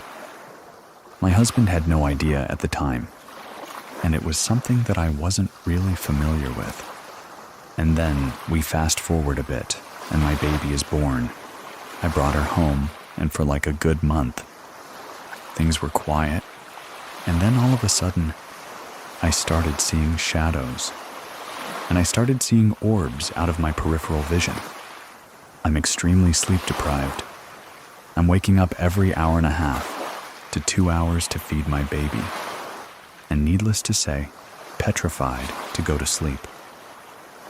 On one specific afternoon, I decided to take a nap with my daughter at the same time because of these, like, weird feelings I had. I didn't love leaving her in her nursery, so I kept her in the co-sleeper. That was attached to the side of my bed. I fell asleep with her. I woke up and got up to go to the restroom and walked to my bedroom door. Right there, standing in the bedroom door, is a little girl. I would say she's about 7 years old. She had a headband on. She had these little baby doll shoes. The minute I saw her, I lost my mind, and I rushed over towards the bed so I could be next to my daughter. When I looked at my bed, I was still laying in it. And then the minute I got that realization, it was like I whoosh back into my body. I get up out of the bed and walk towards the door, and I don't see her there. And I feel obviously a sense of relief. I could chalk this up to sleep deprivation, nightmare, whatever, and I walk through my door. And the minute I walk through the door, all of my hairs, like on the back of my neck, my scalp, my whole body, he's in full-blown goosebumps. Whoever that was is here. I can feel her. I came to realize later on that that was astral projection. So I guess I was seeing this child on the astral plane, but at the time I had no idea what that meant. My family is very religiously complex, and it was complicated. I didn't even know really who to pray to. One night, I did put her in her crib in her room, and we had the monitor. But they're not the video monitors, it's the audio only. So that night, I went to bed with no real issue. All of a sudden, I started to feel a ruffling at my feet, and I was still partially asleep, but aware that it was happening. It felt like a fur ball, almost like I had a pet. But I did not have a pet at the time, just running through my feet. I started to come out of sleep. On the voice monitor, I hear an inaudible female child speaking from my daughter's room. Of course. I spring out of bed at that moment, and I'm like, crap. She's here. And I run into my daughter's room. And as I'm running to her room, my daughter starts screaming. So it prompted me to think that she definitely sensed that girl was there. I go in her room, I take her out of her crib. It's probably about 2:30 in the morning at this point. And I'm like, breathe in, breathe out, everything is fine. You know, justifying it away like it's a nightmare. You're tired. You've been through a lot. Just like sit in the rocking chair. And I'm rocking her, and I'm feeding her. And I'm just like starting to calm myself down a little bit. And then I see it's like a dirty, blue-colored, circular orb at the other side of the room. In my mind, so I'm not seeing this with my eyes, I'm seeing the image of that child. All of the hair stand up in my body, and I start to feel like a cold draft just starting to come over me. So, I take my baby out of the room and I go in the bedroom. It was like, that's it. I'm not putting her in that room, and we fall asleep. I still struggle when I speak about this story because it freaks me out so much. I kept it in for a while, and those are the 2 times I actually saw her. But I sensed her often, and it just got to a point where I was like, I need to talk to someone about this, and hopeful that they won't think I'm not. So the choice of people was a friend of mine that I used to work with.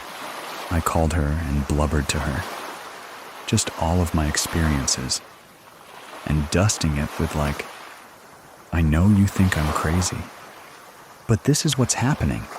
And she told me that she knew of a medium. That was actually someone that she worked with at one point in time. So she gave me her number, and I didn't even skip a beat. I called her right away and asked if we could meet. We met at a local place near my apartment where I lived, and she kind of asked me not to give her details because she wanted to have a clean reading. When she got there, she kind of knew I was in a state of distress. She finally came to the apartment with me shortly after, and she entered through everywhere. In the minute she got to my room, she told me, I sense a little girl here, and she has been with you for a very long time, and she feels like she's got a bit of envy because you have this child that you're focusing all of your attention on. My entire life, I never recalled ever seeing a little girl, but I always felt like even when I was alone, that I was actually not alone. She did a lot of sage. She did some banishing type things, like brought in the white light and, demanded that the child leave. And after that, it started to calm down, like I didn't really feel her presence anymore. But it was definitely the entryway into other visitations. The entity of a little girl was only the start. Fatima is about to meet what she refers to as the woman. Her story continues. Stay with us. We've rented since we had our children, and I'm currently living in the 4th place that we've rented. The one common theme is this woman. I was sleeping, and I started to come out of a state of sleep. I saw this woman standing at the foot of my bed. She was wearing a white nightgown, but her hair for me was completely covering her face. So I couldn't see her face, I tried to move, tried to scream, and I couldn't. And I came to realize later, this was sleep paralysis. She was standing there. She feels threatening. Desperate, she feels. Sinister. And she's not a comfortable energy to be around. The next morning, I wake up finally. I guess I went to sleep, and I go into the kitchen. And I'm starting to make breakfast. And my 7-year-old daughter comes downstairs, and she proceeds to tell me that she was just upstairs, and she saw a woman with the same description walking down the hallway. To get that overall feeling, when your child confirms that, what actually happened to you was, something is jarring. We're in the same house, I'm having another. Well, it's a nightmare first. And I end up in a location in dreamland, where it's a house. She just pops up in my dream. I immediately sense that I'm in her domain, and I'm feeling very uncomfortable, and I want to leave. I'm trying to run, trying to scream. I can't do any of those things. So my eyes start to open when I woke up from this dream. She was at the foot of my bed, and I couldn't move for a good couple of seconds. Wake up the next morning after sleeping after that, and my second child is in the kitchen with me again, and I'm getting food ready. Almost simultaneously to me, feeling goosebumps on the back of my neck.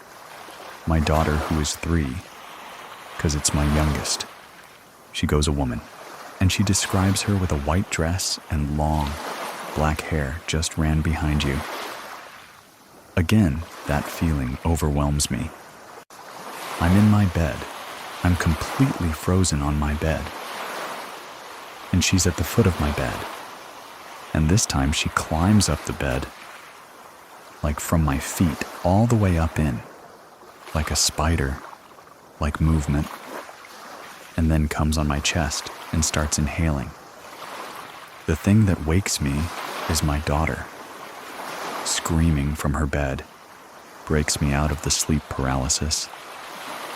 I run into her room, and she proceeds to tell me through tears and shaking that she just had a terrible dream about me, and a woman on top of me sucking my breath. This happened to me 2 weeks ago. I would say I believe it was the same woman, but she appeared in a very different way. I was having sleep paralysis. My door was open. It's dark, mind you. There's no lights. I could see a darker darkness. I can't describe it. It's like blacker than the darkness. Right outside of my doorway in the hallway. So, not in my room, but right outside. She was crouched down, frog-like with her head sort of tilted to the left. Jesus. I saw her. I lost my mind and my body. And then, as I was pulling myself out of the sleep paralysis, there was this sudden, whispering into my right ear. It didn't sound like just one person. It sounded like 7 or 8 different sounds in my ear, and I just woke up. I fully believed that that was the same person or entity. But she just didn't appear to me in the way she normally does. My daughter was sick. We were laying in my room, in my bed, watching movies. And it was just like, nursing her to health, so to speak. And she had to go to the bathroom. So she gets up out of the bed, and I'm still sitting in the bed. I pause the movie. She gets to my door before she gets into the hallway. She does that sound. I'm in my office now, and I can see my bed from where I'm sitting. So she was looking in my office, where I'm currently sitting, and said that she saw a woman with a white nightgown and black hair, except the difference is, this woman's eyes were glowing yellow. Inside, I'm freaking out. Outside, I'm like, everything's fine, you just go in the bathroom. And I muster up the strength and come into my office. And it is very cold in my office. And so I just come in here and I don't know where I had this strength, but I just firmly asked it to leave. And not scare my child, get out of my house. You are not welcome here. And you do not approach my child. And it was like, immediately felt this sense of lightness in the room. It just kind of dissipated. But what I want to mention is, my dog was upstairs when this happened, and my dog was growling right before I said that. And now my dog will not come upstairs on her own. And this was months ago if she comes upstairs. I have to carry her up here. She won't come upstairs on her own since that day. Fast forward, I'm with my brother, taking him to a Halloween scary thing. And in the spirit of Halloween, we're talking about the paranormal. My brother is very analytical type of mind. This is not a conversation that we have frequently. I proceed to tell him the stories about this woman, and he cuts me off and says, I've seen her. And I said, what the hell are you talking about? And he says that my mom was away visiting in Egypt. He was living with her at the time, and he says in his peripheral vision, he sees what look like long, dark hair and a white, like nightgown charge towards him. In his peripheral vision, he looks to his left, he sees nobody there. He continues back to do what he was doing. He sees it again, the woman charging to his left. I've come to realize that he's actually had a lot of experiences also, but this was the first time that I ever knew that he had experiences like this. So now I was talking to my aunt, and she was mentioning some of her experiences in life. She started speaking about the same woman, but her theory is that it's her sister, who is my aunt who passed away from cancer in 1999. It's her spirit, but that she's not rested. She's angry, and the reason she feels that way is because her child had nightmares of my aunt, looking unlike herself and towards the end of her life. She did not have any hair, but she did not have black hair in her life. It was like dark brown, but she always wore a really long white nightgown because it was comfortable for her in her end days. But my cousin had a nightmare about her.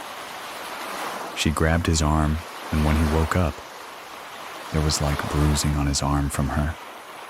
My aunt was a very strong, beautiful, successful woman, and she did a lot in her life.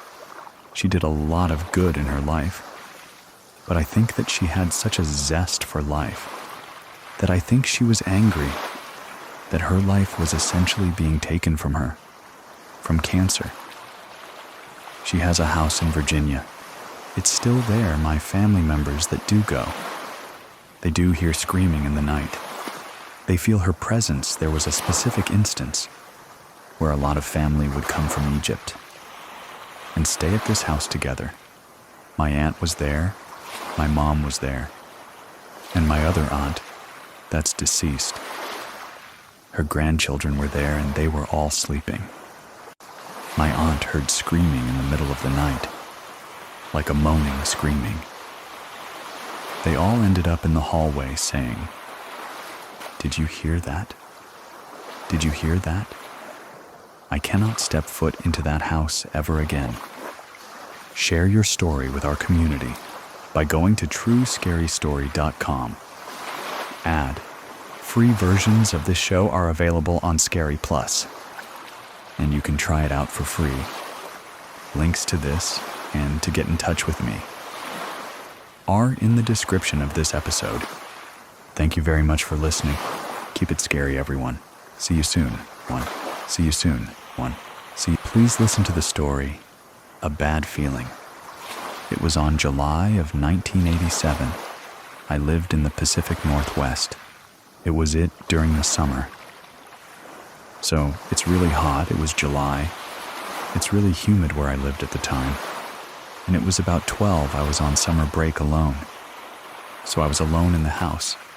They knew it was going to be really hot, so I wanted to make sure all the doors and windows were closed. because we didn't have air conditioning. My grandpa, who was in the hospital in California at that time, but they said he was pretty stable. My Nana, who's his wife, my grandmother, she was at home.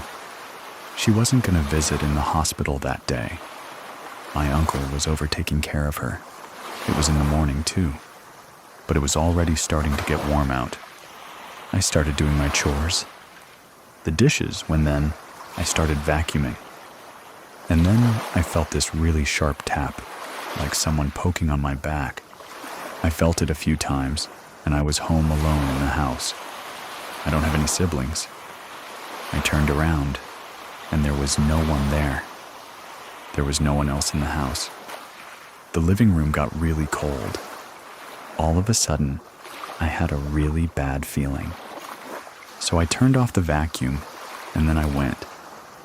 I just went outside for a little bit to warm up, and I did not vacuum the rest of the day. The run at same time in California is around 10:30. My Nana got a really bad feeling, and she went straight back to the hospital. She told me that when she got there.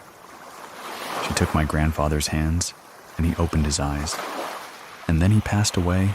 It happened at the same time that I got tapped on the shoulder, because I remember them telling me it was around 11. I looked at the clock at our house, and it was 11 too. My mom got home, and she said, "I have to tell you something." And she was pretty sad, but I already knew. I don't know how, but I just knew what she was going to tell me. I didn't vacuum for a long time after that. I'm in my 40s now, and even when I'm vacuuming in my house by myself, I leave a door open even if it's snowing here. I'm so still terrified. Like 30 years later that this is going to happen again. My Nana said that she felt for the next year or so that, and my grandfather would send her messages, but no one in my family believed her, because I just thought, she's just the grieving widow and making stuff up. But then in this time, it's a couple years later in like 1989, my Nana was going to go visit my great aunt, who was in San Francisco. She was getting in the car, and she said, my grandpa spoke to her and told her not to go. She got out of the car and she called my great aunt. And they said, they calculated that the time it would have happened, she would have been on the bridge. And the time it collapsed, I don't know if you ever knew that, about the Bay Bridge collapsing. It was just toppled down onto another layer of the bridge, and hundreds of people died. It's really tragic. As with most of our calls go, I asked Tara if she had any more experiences, and she thought of one more. Here it is. My friend's friends got in 7th grade. It was summer. Got like a Ouija board, which my mom always told me, do not mess with those. Do not bring it in my house. I wasn't going to bring it in the house. But I went over to a friend of a friend's house.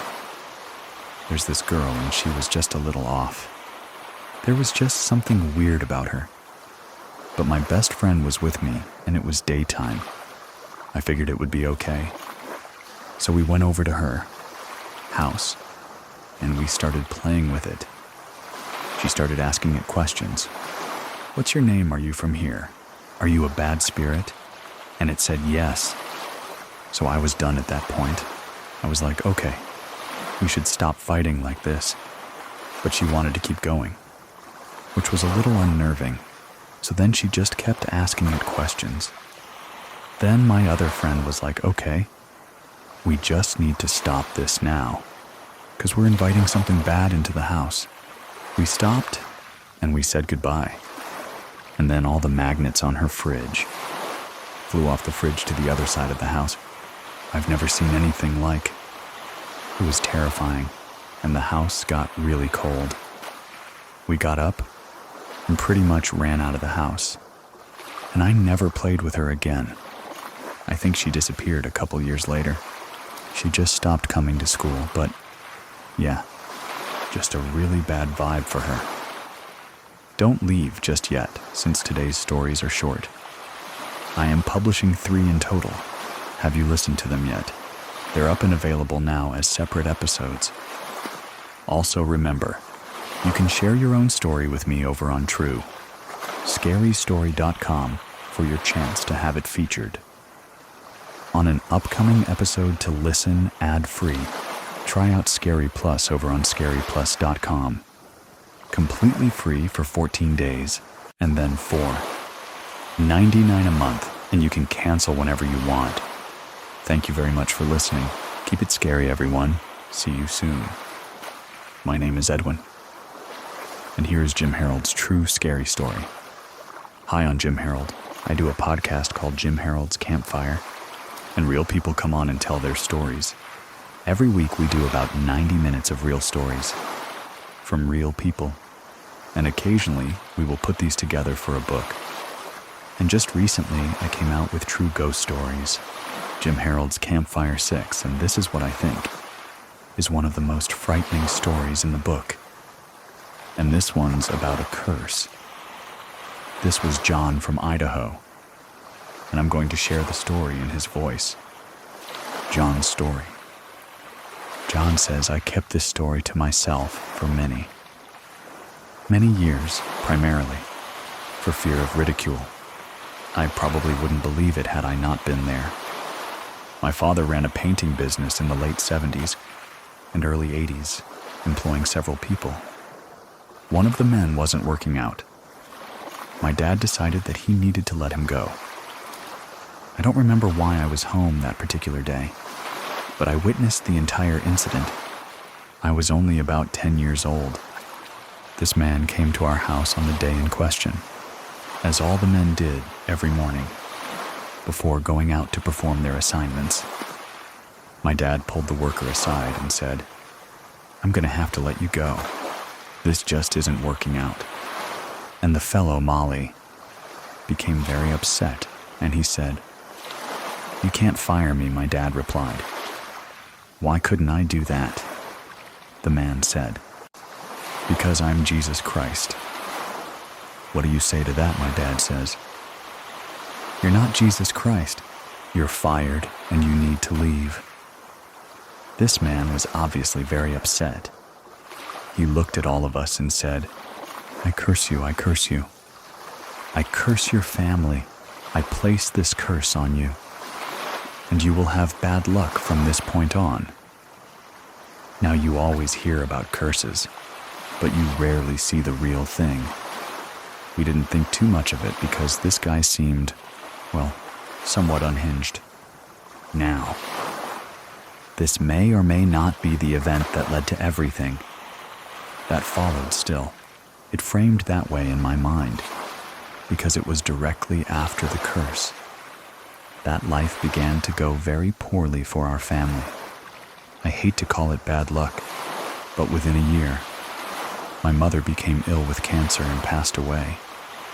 Then my dad had a couple of multi-million-dollar lawsuits filed against his business due to a couple of freakish accidents. He lost his business, got ill, and died within a couple of years. With the context of all this going on, some extraordinary things begin to happen. Around the house, started to stray out of the area of terrible luck into my mind, the paranormal. I recall minor incidents. I was walking through the house and heard a knocking on an inside wall.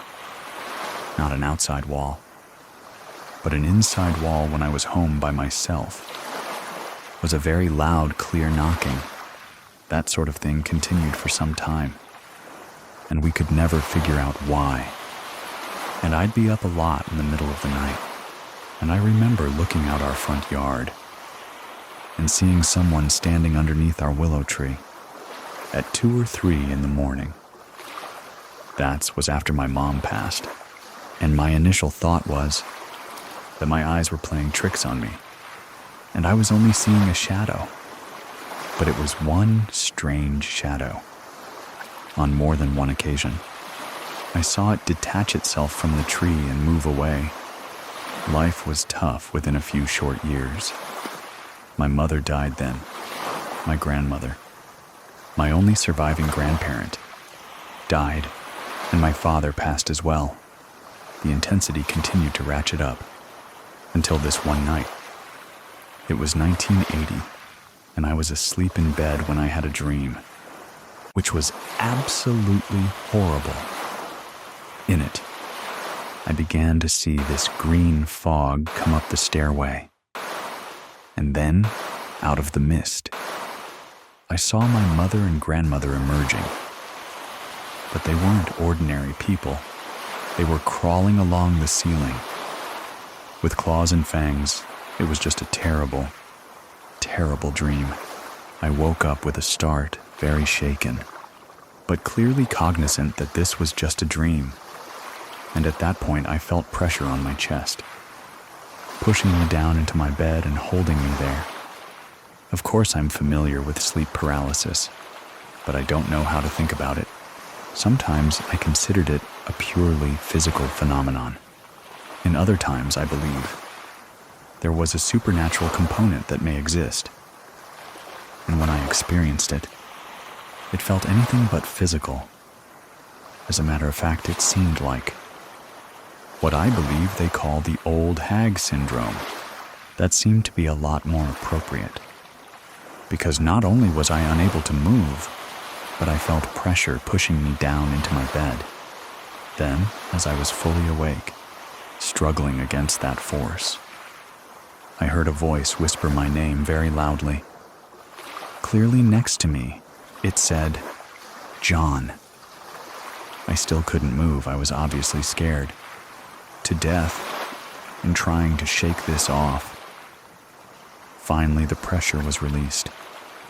I jumped out of my bed and quickly went toward my light switch. Underneath it, I saw something very hard to describe. Words fail me, and I don't know what to call it. Maybe a creature. It stood about 3 foot tall. It was red and had a scaly body.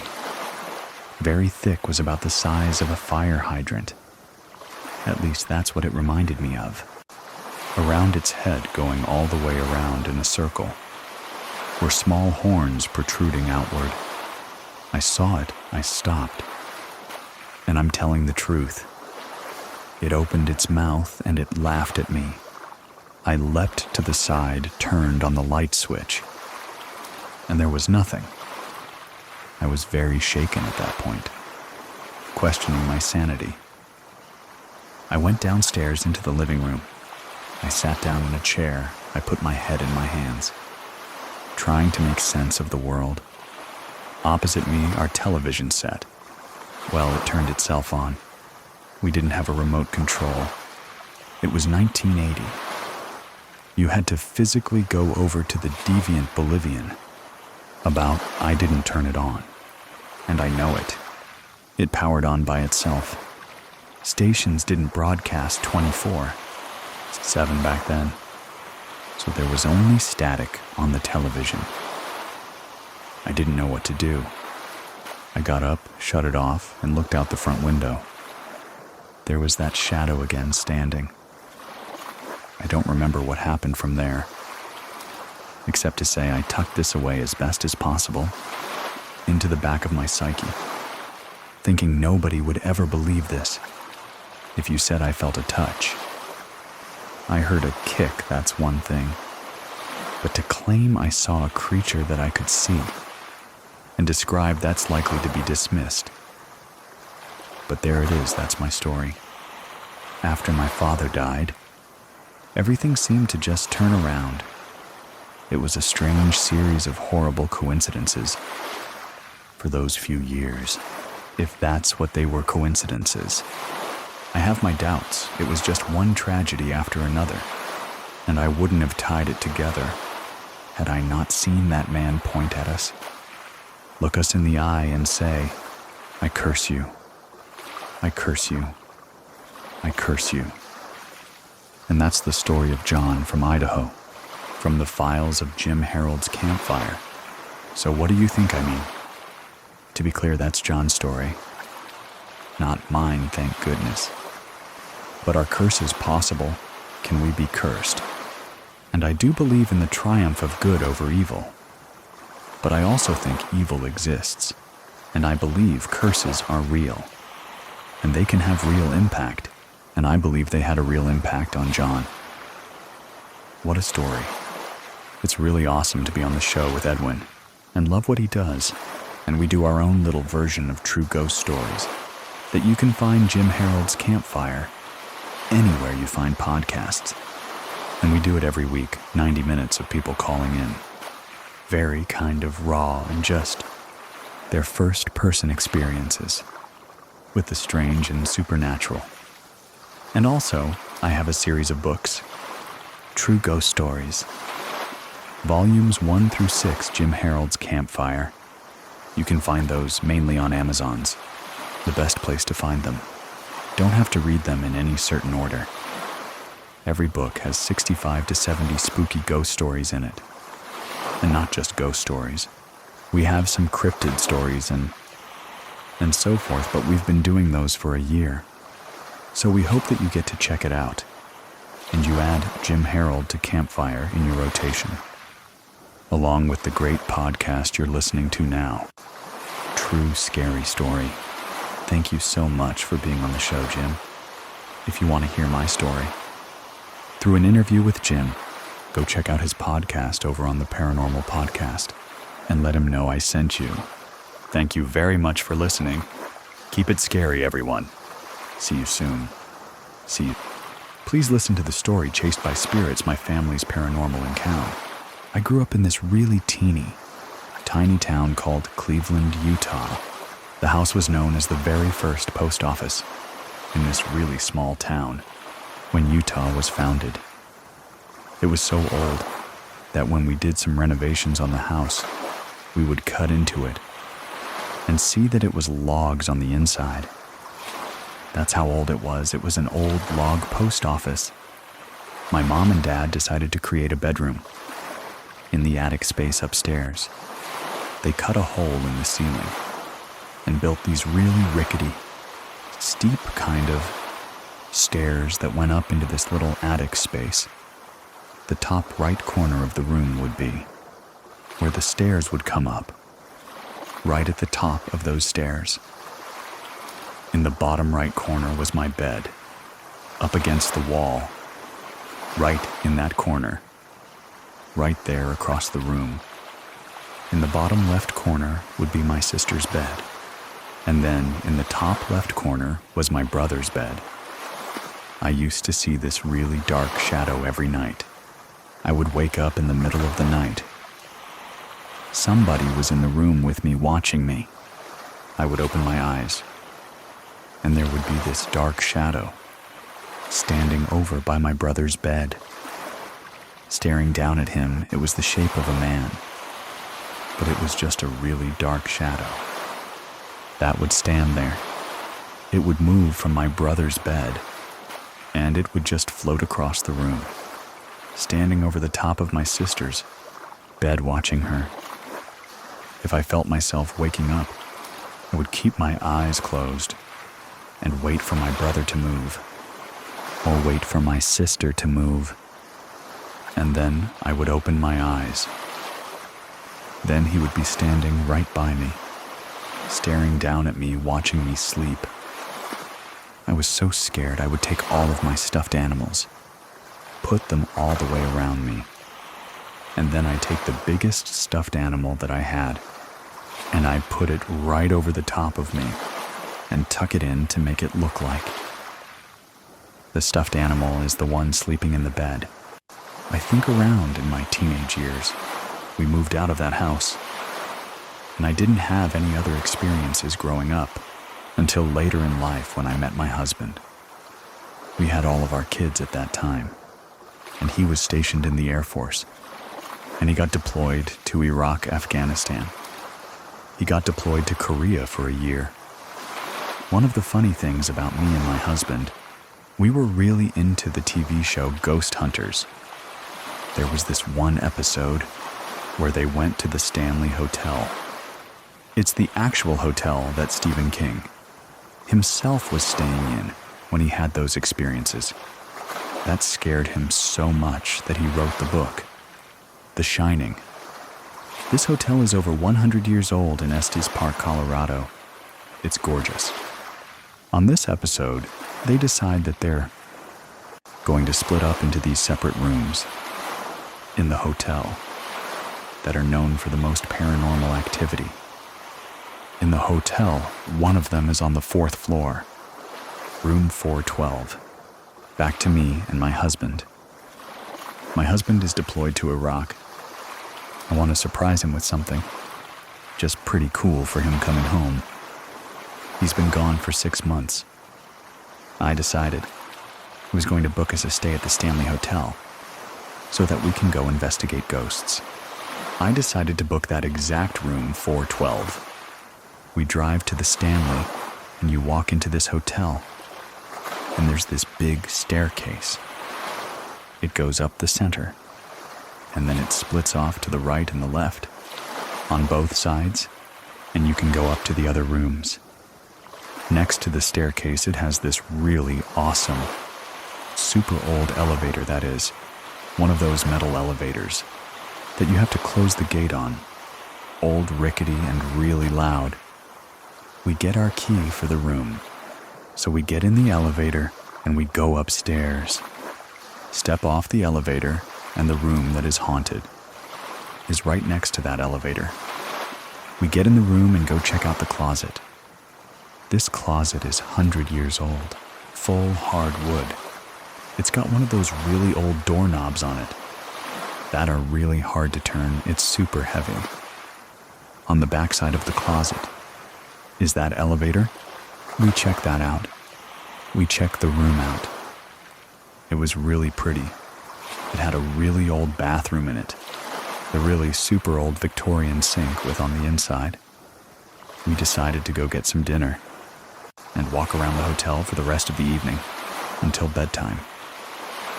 So nothing happened to us that night when we were walking around checking out the hotel. And we took the tour. The tour guide was this really cool old guy that had actually done the tour for ghost hunters. When they came, he was their tour guide. We noticed that on our tour. The guy goes right up to the room we're staying in, stood outside of the door, and sit there and tell the stories about what happens in there. How people have lost things. Me and my husband are just sitting there thinking, yeah, we're staying in this room tonight. We even told the people that were on the tour with us. We're like, yeah, this is our room. We're going to stay in there. You guys want to look in there? And they were all pretty excited to go in and check out the room. And we ended the tour and went to eat dinner. And then we went back up to the room. And it was time for bed. We decided that we were going to go and take a shower. Together, we're in the bathroom, talking about how nothing's happened to us. It doesn't seem very creepy. There was 3 bulbs in this one light fixture above the bathroom sink. As soon as we were talking about this happening, the light bulbs all shattered. We got out of the shower and called downstairs. I told the lady at the desk what had happened. She said that they were going to send somebody up to come and take care of it. Things like that happen all the time in that room. I just don't know what could have caused that. They came up, they cleaned it up, they left the room, and me and my husband get into bed. And we're laying there, and I'm trying to go to sleep. This bed is facing the closet. So if you're sitting up in bed, you're looking right at the closet. I get this really dark, heavy feeling. There is something in this room. I open my eyes. I look up. Right above the bed is a fan. A ceiling fan? And right next to the ceiling fan, there is this woman floating there. She had a really long, dark hair. I'm looking at her. I start grabbing my husband's arm, shaking him, and I'm like, honey, do you see her? She's right there. And I'm hyperventilating. He wakes up, sits right up, and he's like, "Where? Where?" And I'm like, "She's right there in front of us." At that point, she starts moving towards me. And I take a breath and I'm like, "Hi." She stops, tips her head sideways. We laid down to go back to sleep, and I could not go to sleep. The morning after, we went downstairs to go tell the people that I had an experience. There's a tour guide there. And I tell her what had happened to me last night. And she kind of just, "Yeah, that happens all the time." It seemed like she didn't believe me, didn't take me seriously. We decided we were going to go look around the town and check out the hotel more. It's pretty big. It's got a few outbuildings too. We spent the day just being tourists. We get back to the hotel. My husband decides what he's going to do. He grabs this little L, no smoking sign that is sitting on top of the dresser, and he's going to put it right in front of the closet door. Slide it right under it just in case something happens. We go to sleep, and nothing else happens that night. The next morning, the closet door is closed, but the little LS sign was out in the middle of the floor. I'm feeling really uneasy about staying in this hotel and room because we had one more night there. I call my mom. I'm bawling. I don't want to stay here. And my husband's being a sweetheart, sitting there telling me it's going to be okay. We just got one more night. Let's just stay here. And I said, "Okay, we'll just stay because it was paid for that night." Actually, nothing happened to us. We just woke up and left to go back home. I would absolutely stay at the Stanley Hotel again. The hotel was beautiful. The food was amazing. From their little old-fashioned restaurant. And the rooms were really comfortable. Really scary, but really comfortable. I would not stay on the 4th floor again. Not at all, not in any of the rooms on the 4th floor. Forget it. Throughout our marriage, we have had quite a few paranormal, inexplicable things that have happened. After we went and stayed at the Stanley Hotel, we had moved out of the house that we were staying. At the time, we moved on to base housing at Hill Air Force Base. Cabinet doors would open and close. You would hear whispers or voices throughout the house. When I was in my room laying on the bed, I would be reading, and right above the book, I would see this little boy's head just quickly dash past the bottom of the bed. One other instance. Me and my husband were laying in our bed watching TV. All of a sudden, all of the stuff that was in there, our bathroom, fell off of the shelves into the bathtub. Another time that I was laying in bed, all of a sudden, I felt these little steps stepping next to me, from my feet all the way up to my head. And I turned and I looked, and there was nothing there. We decided that we wanted to name this little ghost. And I'm like, how about we name him Billy? At that exact same time, my husband said that in his head popped the name Billy. After this house, we had moved off a base. It was Halloween, and we felt this ghost presence had followed us. Because same thing started happening in this other house. I took my kids to go see my mom for Halloween. While we were there, I was on the phone talking to my husband, and all of a sudden he says, there was a little boy that just ran across the floor, down the bed, out of the corner of my eye. The kid ran across the room. We're sitting there talking about it, and then all of a sudden you hear in the living room the sound of one of my Halloween decorations go off. This Halloween decoration, it was broken. The motion active part of it was busted, and it was an old gravestone that would crack open and scream at you. The only way for it to go off was for somebody to push it. We moved to Montana. We had a bunch of things happen in that house. My children saw these things. My son Lincoln, he is very sensitive. A couple of days ago, I was in my room. My son's girlfriend. I was going to show her something on my phone.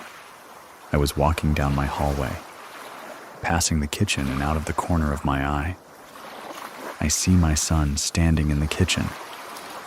In front of the sink, his back was to me. I thought, okay, I'm going to go show Lincoln first. When I turned to look into the kitchen, he's not there. He is not there. There is nobody there. He comes walking in through the family room. In the back door, I explained to him. This ghost, or mimic, or whatever this was, looked just like him. I have no idea what that was. But it scared the crap out of me. That's the first time something's happened to me, personally, in this house. I'm hoping nothing else happens here. I'm almost over the whole ghost thing. Haha, balding. We have had other situations where we would be sitting out on the porch. We live up in Willow, Alaska. It's a really tiny town in the middle of the forest. We have neighbors that aren't very close to us. We would be sitting out on the porch, and you would hear strange howls, moans, and growls over in that forest. Over there, across the lake, we're avid hunters. We know what it sounds like when a moose is in heat. Just doesn't sound anything like that. Me and my son and his friends, we always talk about shapeshifters up here all the time. Skinwalkers is a big deal in Alaska. A skinwalker can take certain forms of people or things. I don't know if it could have possibly been something like that. I can't tell you. I really have no idea what it could possibly have been. I don't know if it's the places that we've lived in, or if it's because my side of the family, is so sensitive to ghosts, or if it's Lincoln himself.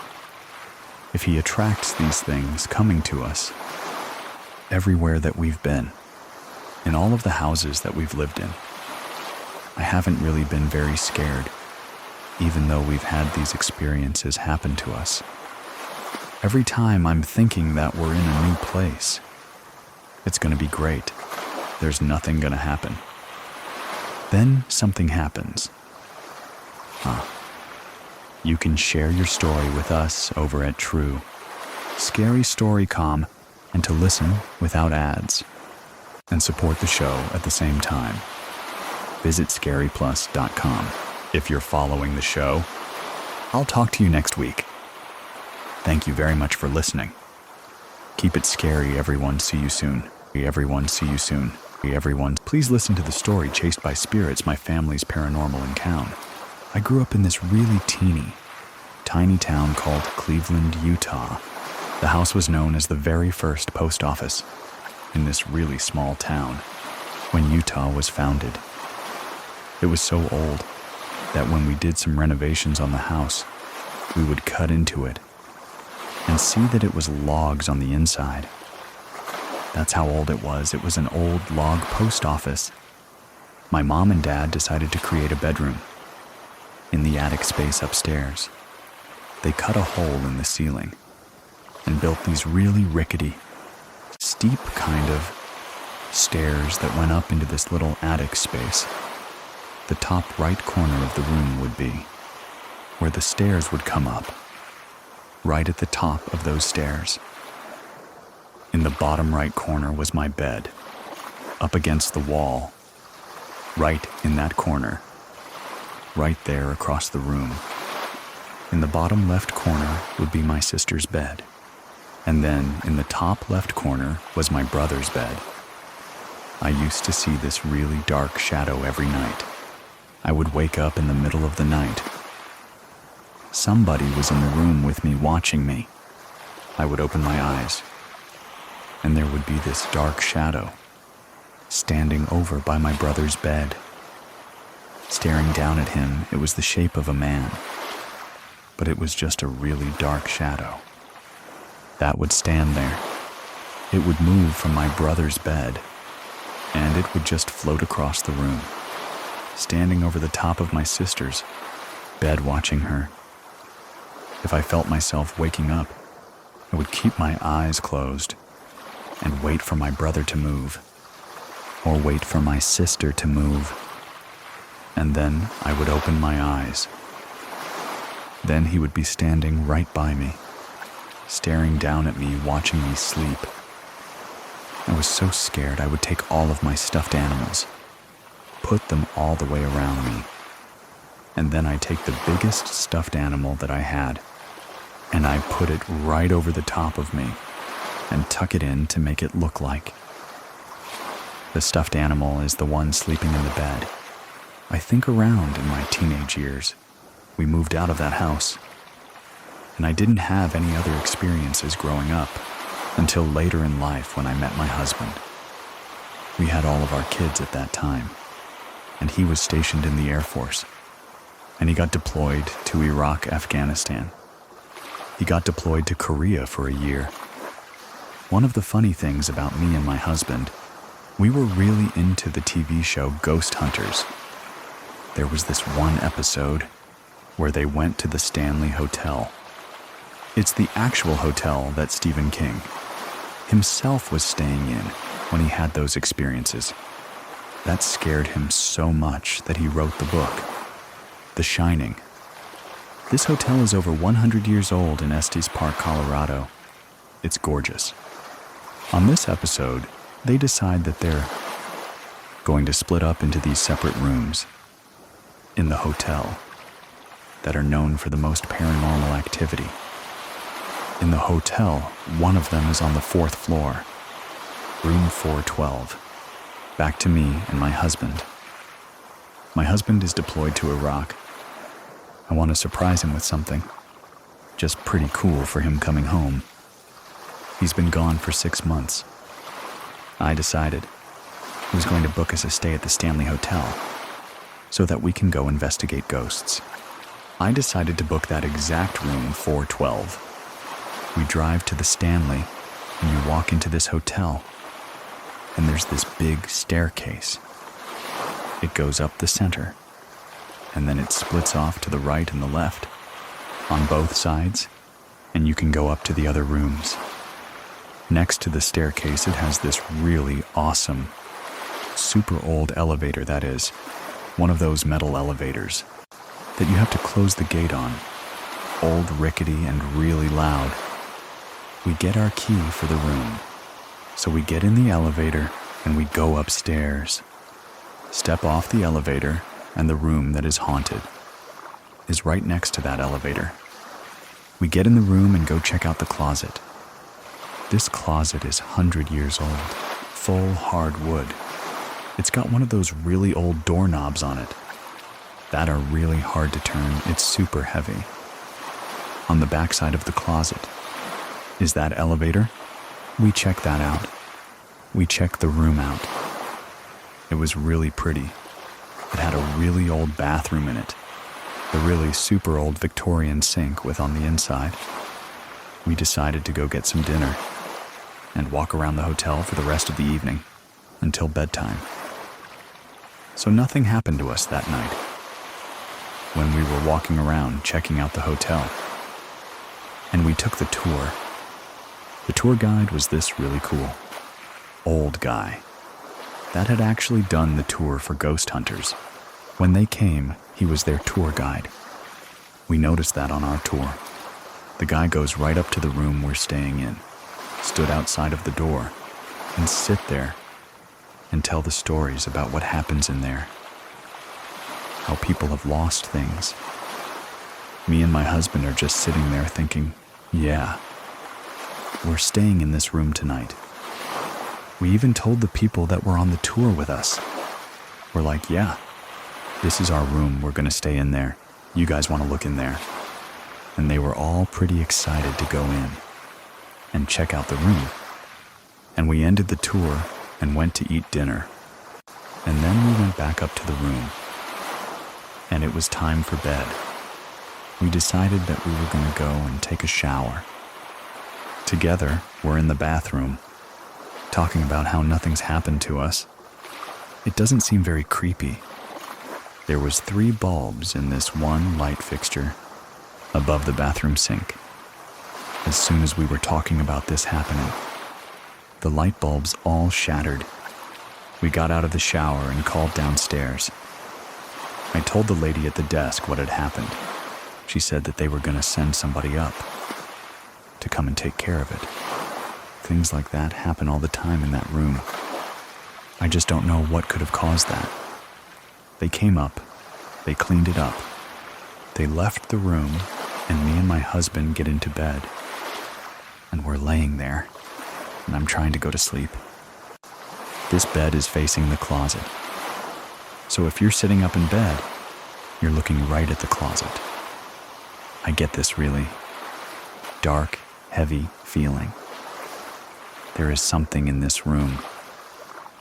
I open my eyes. I look up. Right above the bed is a fan. A ceiling fan? And right next to the ceiling fan, there is this woman floating there. She had a really long, dark hair. I'm looking at her. I start grabbing my husband's arm, shaking him, and I'm like, "Honey, do you see her? She's right there." And I'm hyperventilating. He wakes up, sits right up, and he's like, Where? And I'm like, "She's right there in front of us." At that point, she starts moving towards me. And I take a breath and I'm like, "Hi." She stops, tips her head sideways. We laid down to go back to sleep, and I could not go to sleep. The morning after, we went downstairs to go tell the people that I had an experience. There's a tour guide there. And I tell her what had happened to me last night. And she kind of just, "Yeah, that happens all the time." It seemed like she didn't believe me, didn't take me seriously. We decided we were going to go look around the town and check out the hotel more. It's pretty big. It's got a few outbuildings too. We spent the day just being tourists. We get back to the hotel. My husband decides what he's going to do. He grabs this little L, no smoking sign that is sitting on top of the dresser, and he's going to put it right in front of the closet door. Slide it right under it just in case something happens. We go to sleep, and nothing else happens that night. The next morning, the closet door is closed, but the little LS sign was out in the middle of the floor. I'm feeling really uneasy about staying in this hotel and room because we had one more night there. I call my mom. I'm bawling. I don't want to stay here. And my husband's being a sweetheart, sitting there telling me it's going to be okay. We just got one more night. Let's just stay here.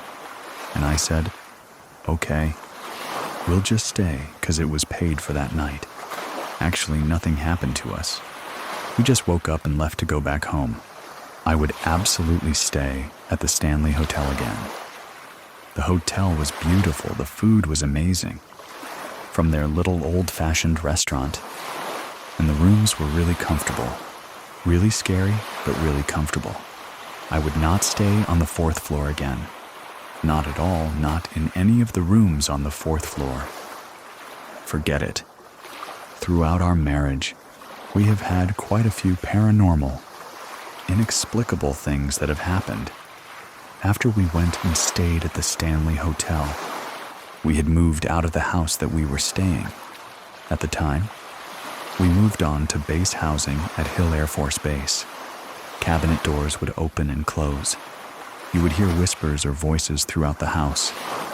When I was in my room laying on the bed, I would be reading, and right above the book, I would see this little boy's head just quickly dash past the bottom of the bed. One other instance. Me and my husband were laying in our bed watching TV. All of a sudden, all of the stuff that was in there, our bathroom, fell off of the shelves into the bathtub. Another time that I was laying in bed, all of a sudden, I felt these little steps stepping next to me, from my feet all the way up to my head.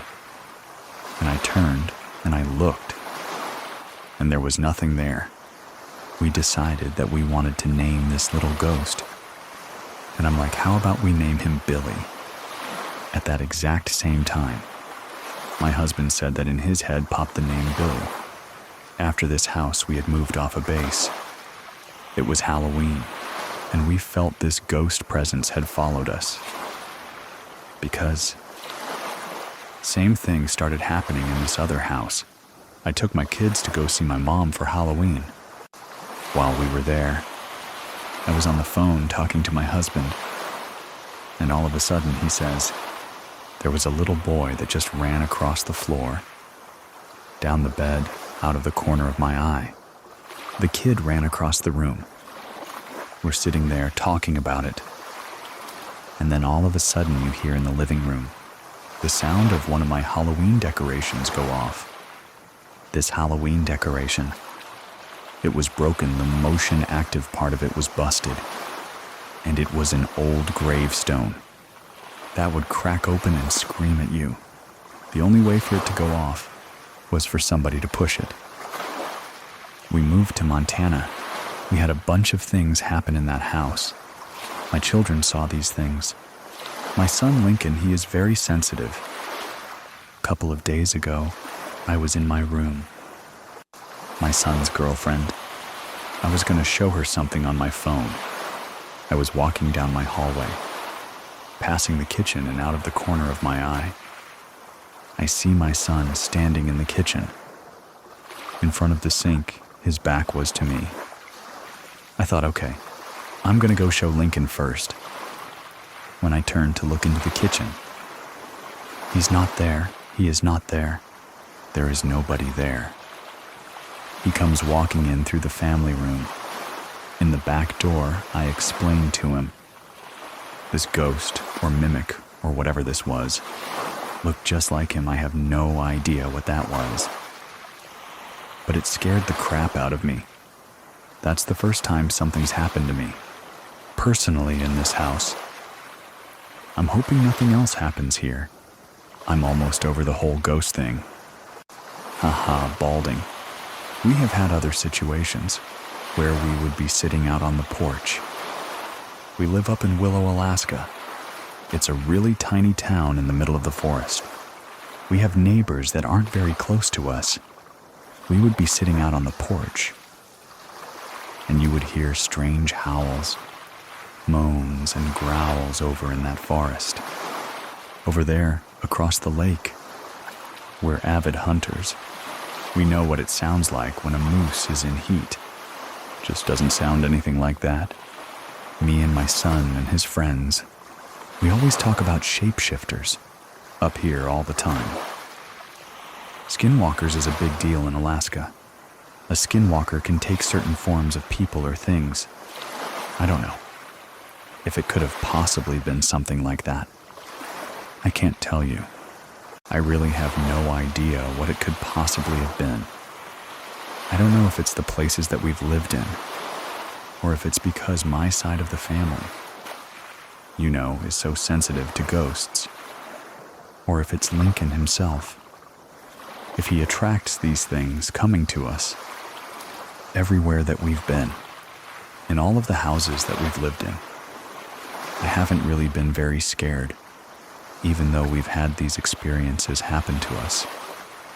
Every time I'm thinking that we're in a new place, it's going to be great. There's nothing going to happen. Then something happens. You can share your story with us over at True Scary Storycom, and to listen without ads and support the show at the same time. Visit scaryplus.com.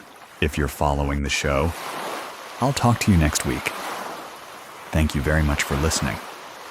Keep it scary, everyone. See you soon. Everyone, see you soon.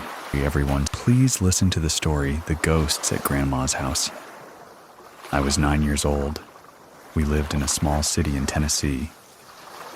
Most of the things started happening after my grandmother passed away. It was a really gloomy day. I was standing in the kitchen looking out the window. I got this little inkling like she's gone. He had just visited her in the hospital. She wasn't doing the best. by time I got home. I just got this feeling like she's gone. I was overcome like grief. My mom came in, looked at her, and my mom was like, "Mama's gone." We had the funeral. And, a couple days after, I was getting ready for school. I had my uniform shirt out, laid out on the bed. I was like, oh, I forgot something, and I ran in the closet to grab what I needed. When I returned, my clothes were gone. None of my siblings in the house. My mom was in the kitchen. I look at the bed. I was confused. Like, where are my clothes? I look under the bed. On both sides of the bed in the drawers. I go into the living room, and I'm looking there, thinking maybe I time jumped or something. I don't know. I didn't know what to think. I was standing there confused. Where are my clothes? I know I put my clothes right here on the bed. Someone was whispering in my ear. It was a feeling. So I go in the closet. I'm following the feeling. I say out loud, all right. I put my clothes back or something to that effect. I counted to 5. 1, 2, 3/4. Ainda. I go back out into the room. My clothes are right there on the bed. It freaked me out. I wasn't crying, screaming, or until my mom freaked out. I was more curious, like what just happened. The weird part is my clothes are on the bed. I laid them neatly. When they were placed back on the bed, it looked like they were just thrown there really quick, not neatly placed like how I had just laid them. I knew all right. I'm not losing my mind as a 9-year-old. I find it so odd that after my grandmother passed away, this happens in the back of my head. I'm like she was playing a joke on me. Maybe she hadn't crossed over yet. She just wanted to let me know I'm here. She wasn't a jokester when she was alive or anything, but I feel like that was her way of letting me know I'm here. I hope that's what it was. That's what I tell myself for comfort. She did it. She just play a little joke on me. They say, you get a new body and new spirit when you cross over. Maybe she's her young self again, and just like, I'll play a little joke on you. I didn't tell anyone in my family. I don't even think I've told my mom. I've told friends. Of course, everybody's like, what? I'm like, number. This really happened? I'm not crazy. But I've never told anyone in my family. When you're that young and something like that happens, it's just like a part of the kid imagination that really just like shrugs it off. She had a house shortly after she passed away. We ended up moving into her house. My bedroom had a mirror, like the mirrors that built into the doors. I don't know if they still do that nowadays. But the mirror was built into the door. There's a full body mirror. There was this imprint of a shadow of a person in the mirror. From the shoulders up, it was almost like the person peeking. It just stayed there, imprinted in the mirror. It was a lady. She had this little top bun. I didn't pay it any mind. Nothing weird ever happened in that house. No funny noises or anything like that. We moved from Tennessee to a different state. We did a little moving around, and then we finally settled. We got this little 1-story house. It was a really simple layout. Walk in the door, the living room's to the right. But you can also walk in the living room and go to the other side of the wall and walk through to the kitchen. So it's a circle front door. Living room, you can go to the kitchen. You can just go around like that. To the left was the hallway. My room was on the left. There was a corner room. My mom room on the right, and the bathroom across from my room. One night, I was in a house. There was a lamp that sat on the opposite side of the living room. Anything in front of that lamp creates a shadow to the other side of the room. before you enter into the kitchen. From the opposite side of the living room, there was a back door and short blinds on that door. I look up one night, and there's that same shadow of the top bun lady. I'm a little bit older this time, 15. I was like, okay, this isn't normal. There's no way that whatever it is could follow me. I'm thinking it's follow me. I never had an ill feeling about it. Never felt scared or anything. Maybe it's my grandma. Maybe it's her protecting me. I did everything to erase this shadow, moving stuff around, creating the shadow because I don't want to be crazy. Nothing removed the shadow from there. A little bit after that, I was in the house, looking down the hallway. I look up, and I see the face in the corner of the hallway. Very light, transparent. I call this ghost George Washington. Haha, that's exactly what he looks like. I never seen like his whole body. It was just the face there in the corner. I'm trying to register what's going on. And I'm like, I didn't see that. No, didn't see it. I don't know what that's about. After that, I'm in my room falling asleep. My room always gave me weird vibes, not enough to freak me out. They say don't sleep with a mirror facing your bed, and I don't to this day. I wake up one night for no reason. I open my eyes. The George Washington is right there in my face looking directly at me. I shut my eyes, and I started praying. I never seen George Washington again after that. I'm hoping he was a friendly ghost, I don't know. After that, there was a corner room in the back of the hallway. My mom turned into a small dead area. Had a TV and a little lounge couch. Me and my mom are in that room one night. There's a window in that room that faces the road, the neighborhood street. There's a cul-de-sac right there. In that cul-de-sac starts the next street, with the row of houses on the opposite side. I don't know what to call this. It wasn't a ditch was really deep, but it was this really steep hill. It was a great sledding hill. But once you get down in there, it will be hard to come back up out of there, in that little ditch area.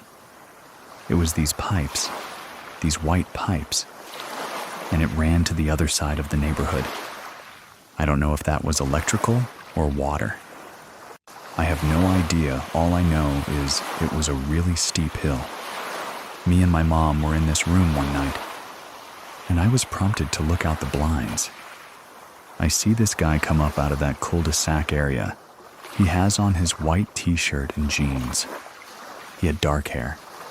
He stands in the middle of the coldest SEC. I'm looking, what is this guy doing? He's just standing there. Looks frantic, like he's panicking. He didn't look like he was on a neighborhood stroll. Where did he come from? There's nobody. Just casually walking around down in there like... I'm looking at him. I closed the blinds. I was like, oh crap, this guy just see me looking at him.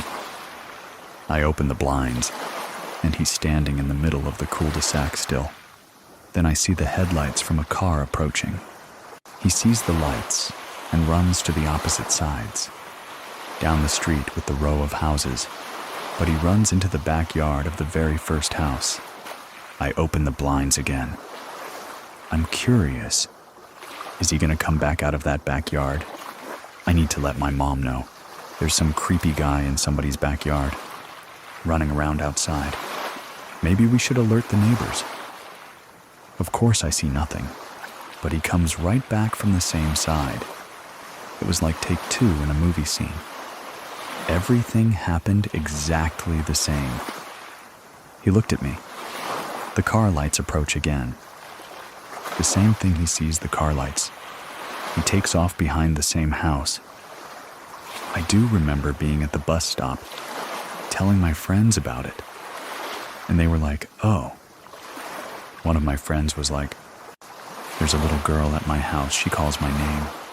Tiffany said the little girl be in the house, like Tiffany. Who's calling her name? Another girl said a little boy running around her house.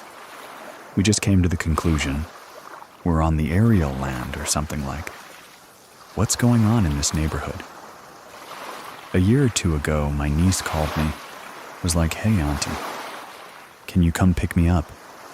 Cancel my address. I'm driving and I'm like, oh crap. I'm going back to my old neighborhood. I never wanted to go back to this place again. I didn't want my wheels touching the ground of this neighborhood. I get there and I'm texting her like, come on please, like hurry up. So she's like, why are you acting like that? And I told her the story. Creeped her out well. I'm driving to get out of the neighborhood. And lo and behold, I'm coming down that same street and ended up right at that house that the ghost guy ran behind. When he received the car light, I'm telling you, this is the ditch. Do you see what I'm talking about? You can't just walk down there.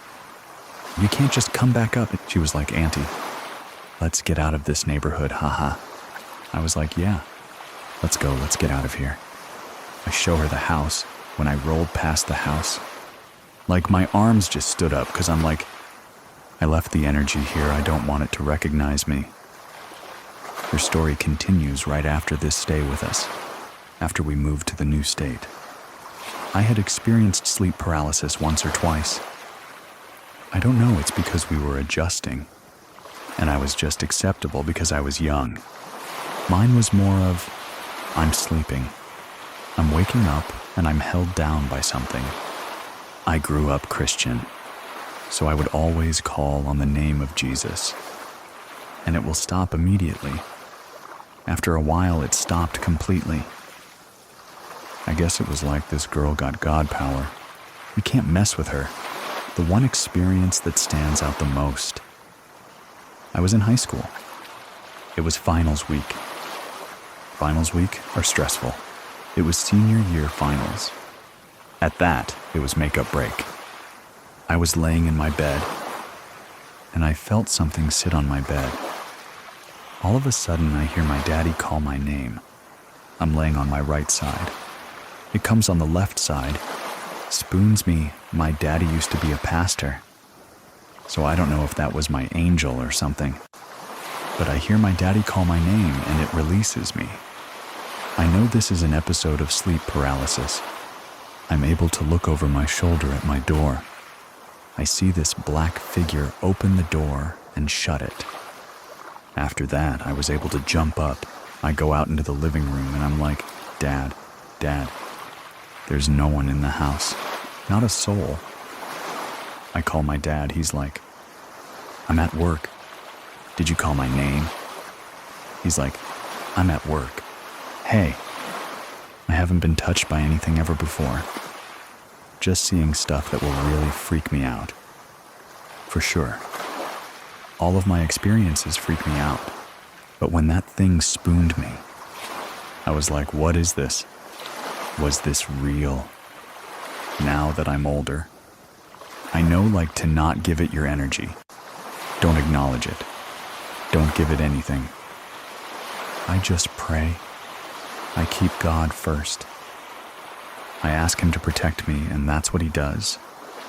I think the last sleep paralysis episode I had was 3 years ago. I battled between sleep paralysis and astral projection. Remember being in my room one night. I never lay on my back. I lay on my back. I remember feeling like I was floating. I can see my bedroom door, my wall, and I'm like, why am I floating? After that, I woke up. Why was I floating if it was sleep paralysis? I would have noticed something holding me down. I legit felt like I was floating. Maybe it could have been a dream when I have heard stories. Maybe it wasn't that, maybe. Maybe I was just sleeping. I love true scary stories. I was even debating for a while to do it, because I don't want to feed my experiences I'm telling my boyfriend. I think this is a way to get it off my chest. There's a community of us. Haha, I was like, I just need to get this all out and tell my story. I'm not the only one. Ever since I've been listening, I immediately was hooked. I was like, maybe I should listen to these podcasts. I think you mentioned listen at your own risk. 'Cause like, oh God, was that confirmation to stop? I can, but I can't. I buy a lot of chapstick because I'm always losing them. I lost one of my chapsticks and could not find this thing. I mean, for weeks, I was getting ready, and my chapstick just rolled across the floor. The one that I lost. I heard it hit the floor and roll. I looked at the floor. Where has this been? Did this thing just hit the floor? And I started praying because I'm like, we're not doing this. We are not doing this anywhere. I move to before I bring any of my stuff in. I walk around. I pray. Bless my place. So I'm like, all right, time to like walk around and pray and bless again. Because I don't know where this came from or who is here, but you are not welcomed at, oh, you can never show yourself. You can never reveal yourself. You have to go now. That was the most recent thing that happened. And I was like, I'm definitely telling this story. I know I should listen to these podcasts at my own risk. Because you can't attract that energy. It's real, you can attract it. We all have to know our way to repel it. When it's through stones or prayer or sage. At the end of the day, it's just spiritual. You can get rid of it all. To share your own story, head on over to truescarystory.com and for ad-free listening. Scaryplus.com, you can get in touch with us at any time. Over at scary.fm on TikTok and Instagram. Or you can find me at Edwin Cove. That's EDWINCOV over on Instagram and TikTok. Links to everything are in the description of this episode. Thank you very much for listening. Keep it scary, everyone. See you soon. See you soon. See you. Please listen to the story, A Bad Feeling. It was on July of 1987. I lived in the Pacific Northwest. It was during the summer. So it's really hot. It was July. It's really humid where I lived at the time. And it was about 12. I was on summer break alone. So I was alone in the house. They knew it was going to be really hot. So I wanted to make sure. All the doors and windows were closed. Because we didn't have air conditioning. My grandpa, who was in the hospital in California at that time, but they said he was pretty stable. My Nana, who's his wife, my grandmother, she was at home. She wasn't going to visit in the hospital that day.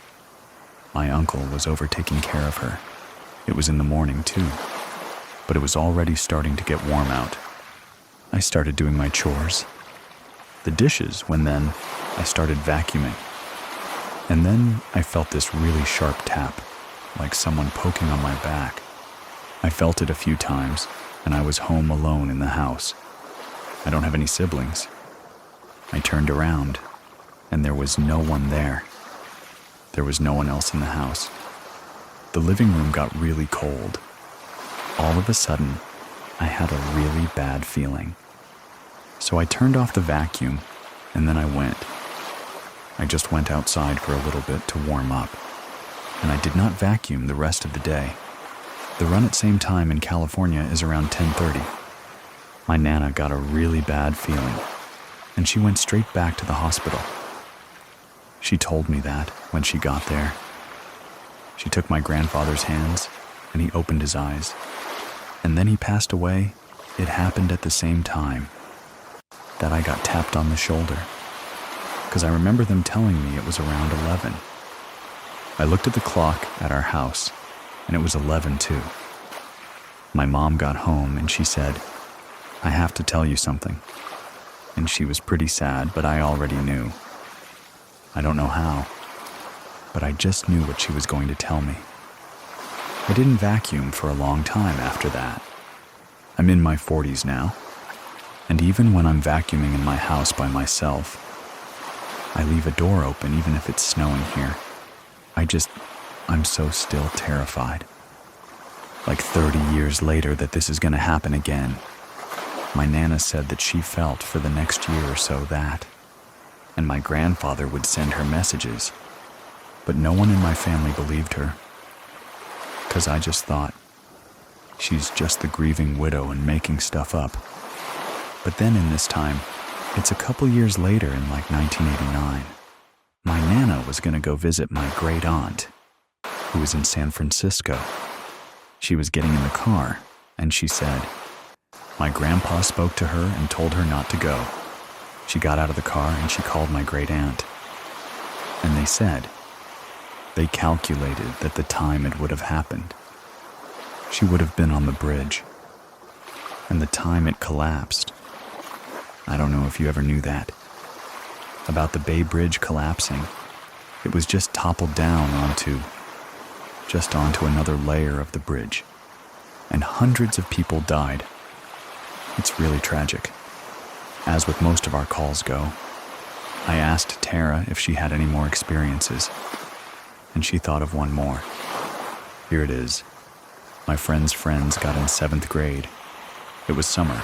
Got like a Ouija board, which my mom always told me, do not mess with those. Do not bring it in my house. I wasn't going to bring it in the house. But I went over to a friend of a friend's house. There's this girl, and she was just a little off.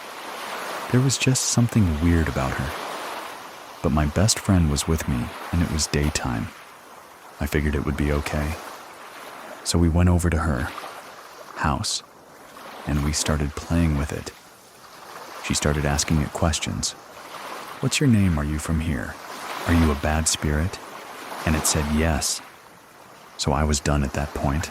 I was like, okay, we should stop fighting like this. But she wanted to keep going, which was a little unnerving. So then she just kept asking it questions. Then my other friend was like, okay, we just need to stop this now, because we're inviting something bad into the house. We stopped, and we said goodbye. And then all the magnets on her fridge flew off the fridge to the other side of the house. I've never seen anything like. It was terrifying, and the house got really cold. We got up and pretty much ran out of the house. And I never played with her again. I think she disappeared a couple years later. She just stopped coming to school, but yeah, just a really bad vibe for her. Don't leave just yet, since today's stories are short. I am publishing 3 in total. Have you listened to them yet? They're up and available now as separate episodes. Also remember, you can share your own story with me over on True. scarystory.com for your chance to have it featured. On an upcoming episode to listen ad-free, try out Scary Plus over on scaryplus.com. Completely free for 14 days, and then $4.99 a month, and you can cancel whenever you want. Thank you very much for listening. Keep it scary, everyone. See you soon. Please listen to the story, The Convent. I was born and raised in Croatia. I spent 25 years there before I decided to pursue my dreams in Ireland. When I was little, 5 or 6 years old, I was watching the show on the telly and I was like, oh my God, this is so beautiful. One day I'm going to be here. I'm going to live in this beautiful country. 8 years and 2 months approximately. I'm living in Ireland. I manifested pretty well. I moved into an old convent and an orphanage, dating back from 1807. The complex consisted of the 3 big buildings, with the church attached to a kitchen and the living room. The original rooms were slightly renovated, but became a hostel student accommodation. It's really hard to find a decent apartment or house to rent, so I was really grateful to have a place to stay. The convent had around 30 rooms, Some of them were single bedrooms. Some were double bedrooms. We had 2 kitchens, 1 living room, a billiard piano room, and a couple of bathrooms. It was a decent site for all of the residents. People were staying there from all around the world. I was lucky enough to get a small, private single bedroom in the convent. My bedroom was a small rectangular shape room, perfect for 1 person as you would enter the room. You had the sink on your left-hand side, and on the right-hand side, there was a single bed. Right beside the sink was a wardrobe. There was an attached desk for like a study or whatever. At the bottom of the room was a window. The doors and the window faced to each other. After 1 month into my stay, I got a job as a waitress in an old pub and restaurant in the city center. This pub was built back in 1886. It used to be a morgue in the basement where we kept beer barrels, spirit bottles, some cleaning stuff, extra chairs. This pub was known to be haunted. I never experienced anything paranormal. In the basement, you could feel very heavy air. It was very uneasy and unsettling to be there. I was avoiding going downstairs unless it was necessary. Other staff experienced empty glasses dropping from the shelves. Stuff moving around, light was flickering. I never seen anything. I was always wondering, was it something that followed me home? My first encounter in the convent was 6 months into my stay. I was walking down the hallway. The hallways was really dark and the light was dimmed. I was always afraid to walk through that hallway. I always tended to run as fast as I can to the kitchen. One evening, I was heading to the kitchen. I was on my phone messaging my friend if she is around, so we can have a dinner together. The moment I lift my head up from the screen, I've seen a dark shadow at the end of the hallway, leading to the kitchen. The figure was looking just like my friend.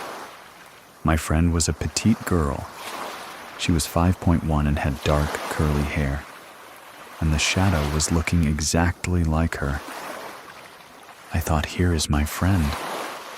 She is just trying to scare me. She must have seen my message and trying to scare me in the kitchen. I sneaked to the kitchen, opened the door trying to scare her. She wasn't there. It was a pitch black kitchen. No one was around. I rang her phone and I was like, "Are you around number? I'm not home." I left 2 hours ago. I didn't know what to do. I ran straight to the hallway, into my bedroom, and locked the doors.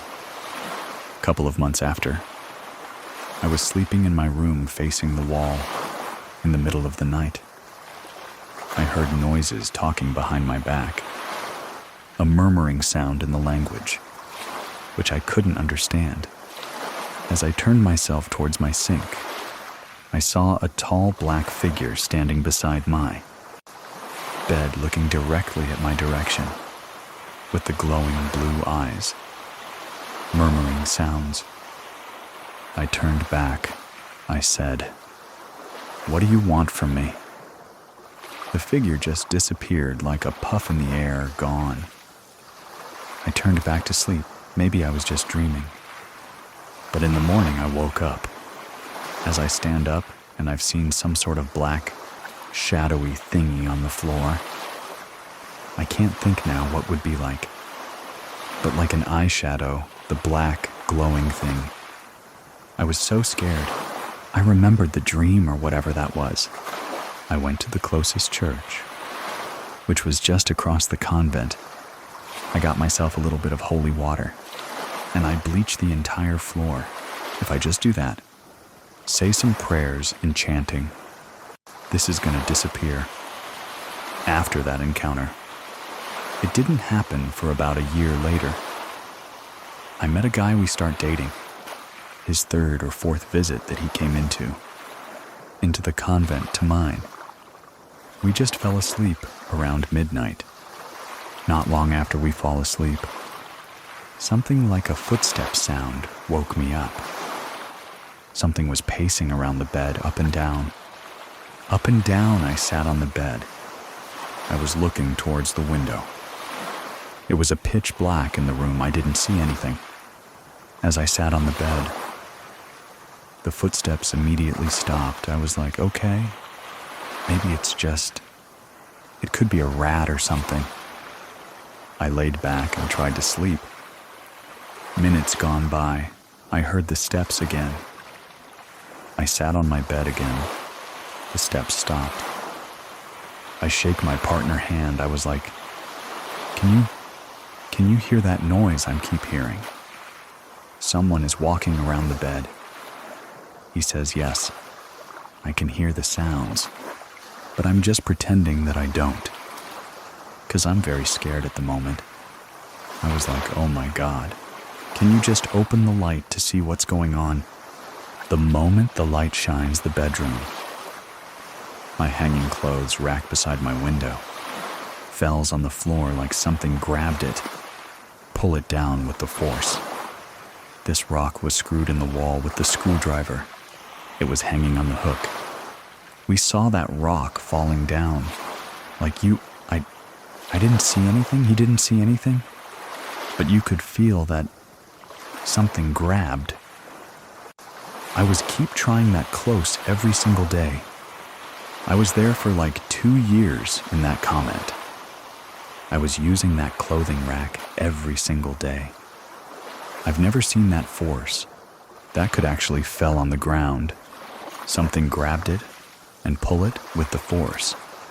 That, how it looks like I start screaming. What is going on? I was crying hysterically. You could see on his face that he was really, really scared as well.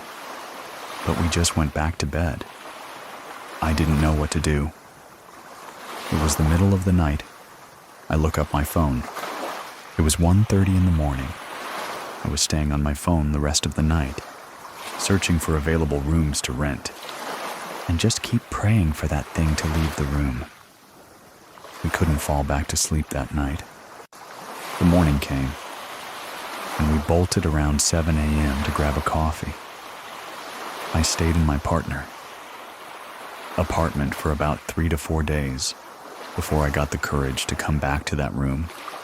I did eventually, moved to another free room with another friend of mine, about 6 months before I move out completely of the convent and find a proper apartment for myself. Everything stopped right after, about 6 months after I moved to another apartment. And luckily, I never had any experiences like this anymore. I never mentioned this to, the landlord or the manager of that convent, or even the guards. I mentioned this to my friends. They thought that I'm just going crazy. They didn't believe me. I never say this story to anyone in particular. All that happenings was from 2015 to 2017. I moved in Ireland in 2015, 2017 I moved out. Today there is no more convent. It's the residence buildings. They build up in that area where the convent was. I would love to see a person, and would love to hear the stories. If anyone has experienced anything, I'm pretty sure they did, because you could feel the air. You could feel the heaviness of the air going around those hallways. And it was just maybe the old walls. The walls were really thick. There were 200 years old buildings. If the walls could talk, that's all I can say. I do hope I will never find out. If that was something that followed me from the pub, where I used to work, or maybe was just an orphan child who was just having fun with me, tell a friend. But anyway, thank you very much for listening. Keep it scary, everyone. See you soon.